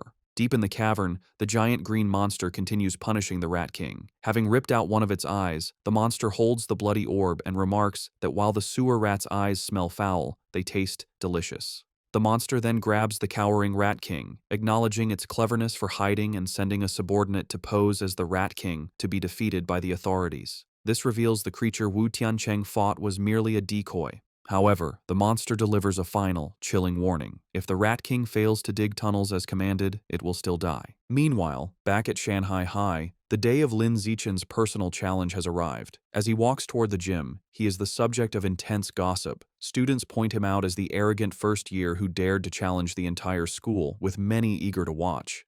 Lin Zichen, however, is focused on his phone, where he is looking at a wanted notice for the 9 fugitive members of the Rat God cult, noting the 500,000 yuan reward for their capture. He thinks of them as a walking fortune, but his practical nature takes over, and he reminds himself that if he ever encounters one, his first priority is to stay safe before thinking about the bounty. He arrives at the gym to find it packed with students surrounding the fighting rings, just as he had hoped. Looking at the sea of potential opponents, he knows the large turnout is not just due to his challenge, but also because of the final part of his plan, the participation prize. To motivate the crowd, Shen Qinghan stands on the sidelines with a megaphone, announcing that every participant will receive a lottery ticket for a chance to win generous prizes. The announcement works perfectly, and the male students erupt in excitement. They shout about the amazing prizes, including the latest game consoles and smartphones, though one boy is more interested in the possibility of touching Shen Qinghan's hand during the lottery. This same boy eagerly reaches forward to be the first volunteer. However, before he can finish speaking, a female student leaps over him, stepping on his head as she declares she will go first. This opens the floodgates, and a massive, chaotic crowd of female students rushes forward, trampling the boys as they all clamor for a chance to fight Lin Zichen. Soon, the fighting ring is filled with a large group of girls who have surrounded Lin Zichen, eagerly declaring they want to challenge him. The challenge, however, quickly becomes his female classmates fawning over him. One girl touches his arm, excitedly exclaiming how strong he feels, while another caresses his face, admiring how handsome he is. Completely surrounded, Lin Zixin thinks the situation has taken a strange turn. He feels reluctant to fight girls but steels his resolve. Knowing that to complete his achievement, he has no other choice. He begins to concentrate his power. With a series of gentle but firm pushes, he sends the girls flying out of the ring one by one. Finally, he unleashes a wave of energy that repels them all at once, apologizing as they are cleared from the ring. After the chaos has settled, Lin Zixin checks his system. A notification shows his progress for the survival of the fittest achievement has now reached 309 out of 1,000. Despite being defeated, the female students are undeterred. One girl with pinkish hair eagerly raises her hand, shouting she wants to challenge him again. However, Lin Zixin stands firm and coldly announces that according to the rules, defeated challengers may not re-challenge. The girls are crestfallen, with one complaining about the unfair rule. A large, muscular student and his friends step forward, and their leader cracks his knuckles, angrily declaring it is now his turn to teach the arrogant junior a lesson. This proves to be an empty threat. Lin Zixin effortlessly defeats opponent after opponent with single punches, and his system shows his survival of the fittest progress has climbed to 419 out of 1,000. Soon, he stands triumphantly atop a massive pile of unconscious students and calmly asks who is next. Just then, a new, more formidable challenger steps forward, declaring he is still there to fight. He leaps into the ring, and the other students immediately recognize him as Yan Xiaoxuan, the overlord of the second year's top honors class. They begin to murmur, wondering who will win. The consensus is that Yan Xiaoxuan has the advantage, recalling his legendary reputation for once defeating an entire class single-handedly, though he was eventually put in his place by a third-year instructor. Yan Xiaoxuan lands in the ring and addresses Lin Zixin, telling him he was once arrogant just like him, but was taught a valuable lesson. He explains that he learned there is always someone stronger. He then launches into a condescending monologue, offering to teach Lin Zixin a life lesson. Completely ignoring the speech, Lin Zixin turns to the teacher and simply asks if he can begin. The flustered teacher quickly declares the start of the match. Before Yan Xiaoxuan can finish his advice, Lin Zixin interrupts him with a single, devastating kick that sends him flying across the ring. As Yan Xiaoxuan crashes into the far wall, Lin Zixin casually puts a finger in his ear, remarking with relief that it is finally quiet. The students are left in stunned silence. They shout in disbelief, questioning how their school's formidable overlord could have been defeated so instantly, and wondering just how powerful Lin Zixin truly is. The stunned silence is broken by slow, deliberate clapping. A new challenger, a muscular student with spiky red hair, makes his way through the crowd. The students immediately recognize him as Chen Wuxing, the #1 student in the entire school, and they erupt in excitement, assuming the real show is about to begin. Lin Zixin watches the newcomer approach, thinking this is a classic case of beating the young one brings out the old one. Chen Wuxing lands in the ring with a confident smirk, remarking that he never expected Yan Xiaoxuan to lose to a junior. However, just as he is about to start his own speech, Lin Zixin again cuts him off, turning to the teacher and asking to begin. Over Chen Wuxing's protests, the teacher starts the match. Enraged at being ignored, Chen Wuxing charges forward, surrounded by a blue aura, declaring it seems he will have to beat his opponent to make him listen. Lin Zixin meets the charge, his own fist glowing with a yellow aura. Their powerful blows collide in a massive shockwave. Chen Wuxing apologizes, but Lin Zixin simply states that he is in a hurry and unleashes a powerful punch. The blow is too much for Chen Wuxing. It sends him flying backward, his shirt torn, his face a mask of disbelief as he questions how this is possible. The entire student body watches in absolute shock, their jaws hanging open as they witness the instantaneous defeat of their school's strongest fighter. With the school's strongest fighters defeated, Lin Zixin turns to the still stunned crowd. He points to a random student and tells him to get in the ring to fight. The student points to himself in disbelief, and Lin Zixin confirms it, stating they haven't fought yet. The student nervously asks him to be gentle, but Lin Zixin smiles and reminds him that if he participates, he will get a lottery ticket. Motivated, the student rushes into the ring, and Lin Zixin promises to go easy. His promise is short-lived, as he immediately knocks the student out with a single punch. A system notification confirms that his achievement progress for survival of the fittest has increased by 1. Seeing this, the rest of the student body realizes there is no shame in losing to someone so overwhelmingly powerful, and they still have a chance to win the lottery prizes. Renewed enthusiasm sweeps through the crowd as they all surge forward, motivated by the prospect of winning a new smartphone. What follows is a systematic and effortless series of victories for Lin Zixin. He stands his ground, easily dispatching every student who challenges him, with his system's counter ticking up by 1 with each defeated opponent. After the final student is defeated, a large system notification appears, announcing that by eliminating 1,000 different competitors, he has successfully completed the achievement. Another notification immediately follows, confirming he has finally acquired the new biological attribute, survival of the fittest. Lin Zixin clenches his fist, a look of pure triumph on his face, ecstatic that his long and arduous challenge has finally paid off. With his quest complete, a system notification details Lin Zixin's new reward. He has acquired the biological attribute, survival of the fittest, which increases the damage he inflicts on other living beings. He strokes his chin thoughtfully, concluding that while it is a simple and practical damage-boosting ability, he is slightly annoyed the system doesn't specify the exact value of the increase. His objective achieved, Lin Zixin leaps down from the ring and announces the challenge is over. The female students are disappointed, complaining it ended too quickly, and they wanted to watch him more. Wasting no time, Lin Zixin grabs Shen Qinghan's hand, leads her through the parting crowd, and they quickly leave the emptying gym. Later, a hearty laugh is heard from the principal's office.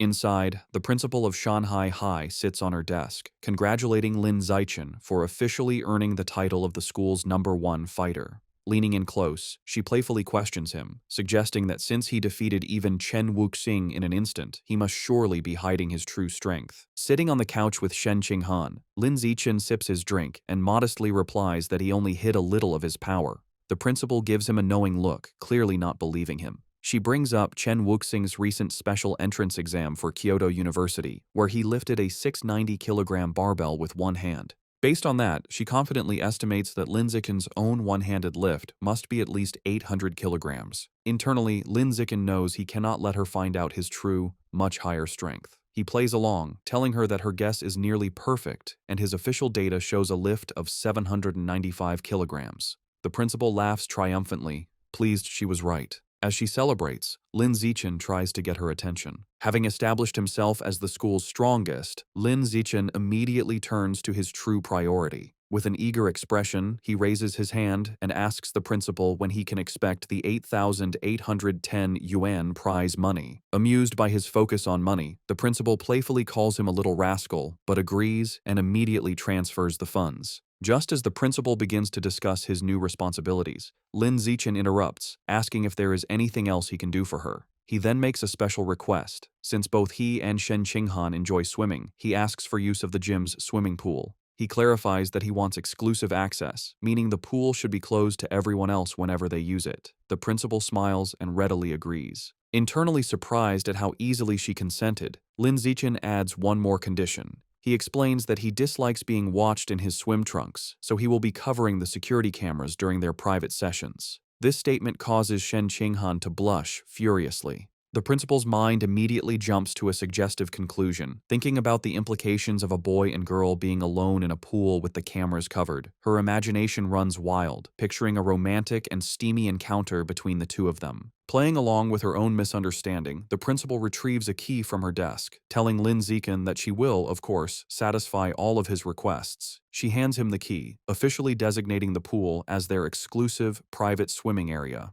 As he takes it, she leans in close and whispers a final, teasing warning, telling him to just be careful not to create a new life while they are in there. Her suggestive comment leaves Lin Zixin completely baffled, as he wonders what she could possibly mean by a new life. As they walk down the school hallway, Lin Zixin looks at the key to the swimming pool. He thinks to himself that with exclusive access, he can finally begin to properly explore the true nature of Shen Qinghan's mysterious abilities. His thoughts are interrupted when Shen Qinghan stops him, saying she has a favor to ask. With a nervous expression, she explains she signed up for a singing competition. While she has practiced her solo parts, she still needs someone to help her with the duet section. She shyly asks if he can practice with her that evening, and Lin Zixin readily agrees. Overjoyed, Shen Qinghan throws her fist in the air and happily skips away. Lin Zixin watches her go, thinking about how much this competition means to her. He smiles, hoping she will be able to find her confidence through it. Later that night, at Shen Qinghan's apartment, the two are in her room practicing. She sings into a microphone while Lin Zixin sits and listens, providing the other part of the duet from his phone.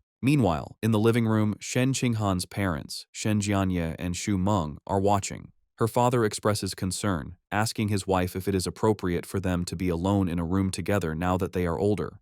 His wife quickly scolds him, retorting that they are childhood friends and questioning what right he has to object. She angrily tells him not to meddle, causing him to quickly back down. After overhearing her parents' conversation, Lin Zixin decides it's a good time to wrap up. He tells Shen Qinghan they've been at it for half an hour and it is time to focus on their studies. As he gets ready to leave, he reminds her about their plan for the next day, to go to the school's private pool so she can get more comfortable with her water abilities. He tells her not to forget her swimsuit and she happily agrees. They say their goodbyes, and Lin Zixin heads home. Once alone, Shen Qinghan's thoughts are consumed by the upcoming trip to the pool, and a deep blush spreads across her face. She nervously goes to her closet, wondering what swimsuit to wear. She lays out two options on her bed, a modest blue one-piece and a more revealing black bikini. She picks up the black bikini, her blush deepening as she worries it might be too revealing. Her imagination runs wild for a moment as she pictures a scene of her and Lin Zixin splashing each other playfully in the water. After a moment of hesitation, she makes up her mind, reasoning that since it will only be him at the pool, it should be fine. She resolutely shoves the bikini into her school bag. The next day after school, Lin Zixin and Shen Qinghan head to the empty gym swimming pool. Already changed into his swim trunks, Lin Zixin waits by the poolside, his impressive physique on display. He looks up at a security camera, remembering his promise to the principal and confidently thinking he will handle it. Just then, Shen Qinghan's voice calls his name. He turns to see her standing in the doorway, wearing the revealing black bikini. With a bright smile and a slight blush, she walks toward him, apologizing for making him wait. Outwardly, Lin Zixin appears calm, simply telling her to slow down and be careful. Internally, however, he is completely flustered, thinking how incredibly cute she looks. After regaining his composure, he tells her it is time to get in the water and begin their training, to which she happily agrees. The two enter the water and begin to swim gracefully. Underwater, Lin Zixin takes Shen Qinghan's hand, and they continue to swim together. Suddenly, her eyes widen in shock as she feels something strange. She quickly gets Lin Zixin's attention, looking startled. She frantically points towards the surface, indicating they need to go up immediately. Understanding, Lin Zixin grabs her and pulls her swiftly towards the air. They break the surface with a splash, and a concerned Lin Zixin holds her close, asking what happened. With a look of utter astonishment and excitement, Shen Qinghan exclaims that the water can pass directly through her body. To demonstrate, she holds out her hands just below the surface and tells him to watch. Just as she described, the water flows straight through her palms as if they were intangible before splashing back into the pool. At the school pool, Shen Qinghan looked at her hands in amazement as water flowed right through them. Confused, she asked Lin Zixin why her body seemed to be leaking water. He observed her, realizing he was witnessing her latent superpower. He seriously asked to see her hand to examine it. Upon touching her palm, he noted that aside from the strange ability, there seemed to be nothing abnormal. To investigate further, he suggested they get out of the pool so he could check the rest of her body. A noticeably blushing and nervous Shen Qinghan shyly agreed. Shortly after, Shen Qinghan was lying on a lounger by the pool, covered in water from Lin Zixin's tests. As he poured water over her, she asked how much longer the examination would take. After checking her 3 times, Lin Zixin thoughtfully concluded there were no other abnormalities. Helping her sit up, he told her that, for now, it seemed only her hands had this ability, and she nodded in understanding. Sitting on the edge of the pool, Shen Qinghan asked if her lifelong problem of bedwetting could be related to this power, speculating that perhaps another part of her body also let water pass through. Lin Zixin admitted it was a possibility, and told her that the next time she felt the urge to pee, she should let him know. Visibly blushing, he added that she should try to feel if any other part of her body had the same sensation as her palms. He immediately felt embarrassed, thinking he had almost sounded like a pervert. Suddenly, Shen Qinghan's face lit up. She exclaimed with joy that this meant she wasn't a useless girl, but a superpower user with water-related abilities. With newfound determination, she thought that maybe, if she managed to fully develop her power, she could finally stand by Lin Zixin's side as a worthy partner. The story continues in a bustling city at night, with large holographic ads for cyborgs. Lin Zixin enters a supermarket, where a friendly female clerk welcomes him. He confidently walks to the counter, slides a card across it, and makes an astonishing request: 100 jin of the expensive savage giant eagle meat. The clerk is shocked by the massive order. She nervously takes his payment card and a note with a delivery address, stammering her agreement. As Lin Zixin leaves, the clerk watches him go, wondering which wealthy young master could be so extravagant. Despite her surprise, she professionally completes the order form, even asking for a good review with a smile. Later, in a secluded industrial area, Lin Zixin receives his delivery. He reflects on his finances, noting he had just received 120,000 yuan from his web novel, bringing his total funds to 210,000 yuan. He thinks this is more than enough to cover the cost. Looking at the large box of beast remains, he prepares to unlock its power, telling himself it's time to see what surprise the codex will give him as he places his hand on the meat. Immediately, a powerful vortex of white energy erupts and surrounds him. A blue system notification confirms he is devouring the savage giant eagle's life source, and the codex unlock progress has reached 100%. He then receives a vision of the eagle's power, the magnificent white bird soaring high, diving into the water, and hunting a massive purple squid-like creature with its powerful talons. As the vision fades, Lin Zichen stands in a radiant blue light. A final system notification announces he has successfully unlocked the Savage Giant Eagle Codex and acquired a new biological attribute, Eye of the Sky. A system notification explains his new ability, Eye of the Sky. It informs him that his field of vision and ability to track moving objects are greatly enhanced. As the power activates, his eyes glow with a brilliant golden light, the pupils becoming intricate and eagle-like. Putting his new skill to the test, Lin Zichen's perspective expands dramatically, giving him a panoramic bird's-eye view of the city. The power is incredibly precise, allowing him to zoom in on a single man in a crowd and even read the text on his phone from an immense distance. He marvels at how powerful an eagle's vision truly is. Afterward, Lin Zichen returns home. He is surprised to find his parents, Lin Yansheng and Zhang Wangxin, watching a grim news report about a high-level gene fuser who mutated in public, resulting in hundreds of casualties. The footage shows a horrific winged monster holding a truck above a scene of destruction. The broadcast then cuts to a heated debate. A man argues that gene fusion is a flawed path, claiming humans should be able to unlock their own latent potential and evolve. This is immediately challenged by another man who calls the idea a fantasy, angrily questioning how they could fight aberrant beasts without gene fusers, pointing out that traditional martial artists can't even stop bullets. Watching the debate, Lin Zichen's parents discuss the issue. Lin Yansheng remarks that gene fusers are like uncontrollable bombs. Zhang Wangxin dismisses his concerns, explaining that government regulations are very strict and the probability of such an incident is incredibly small. She adds that a more pressing issue is that gene fusers often lose their ability to have children.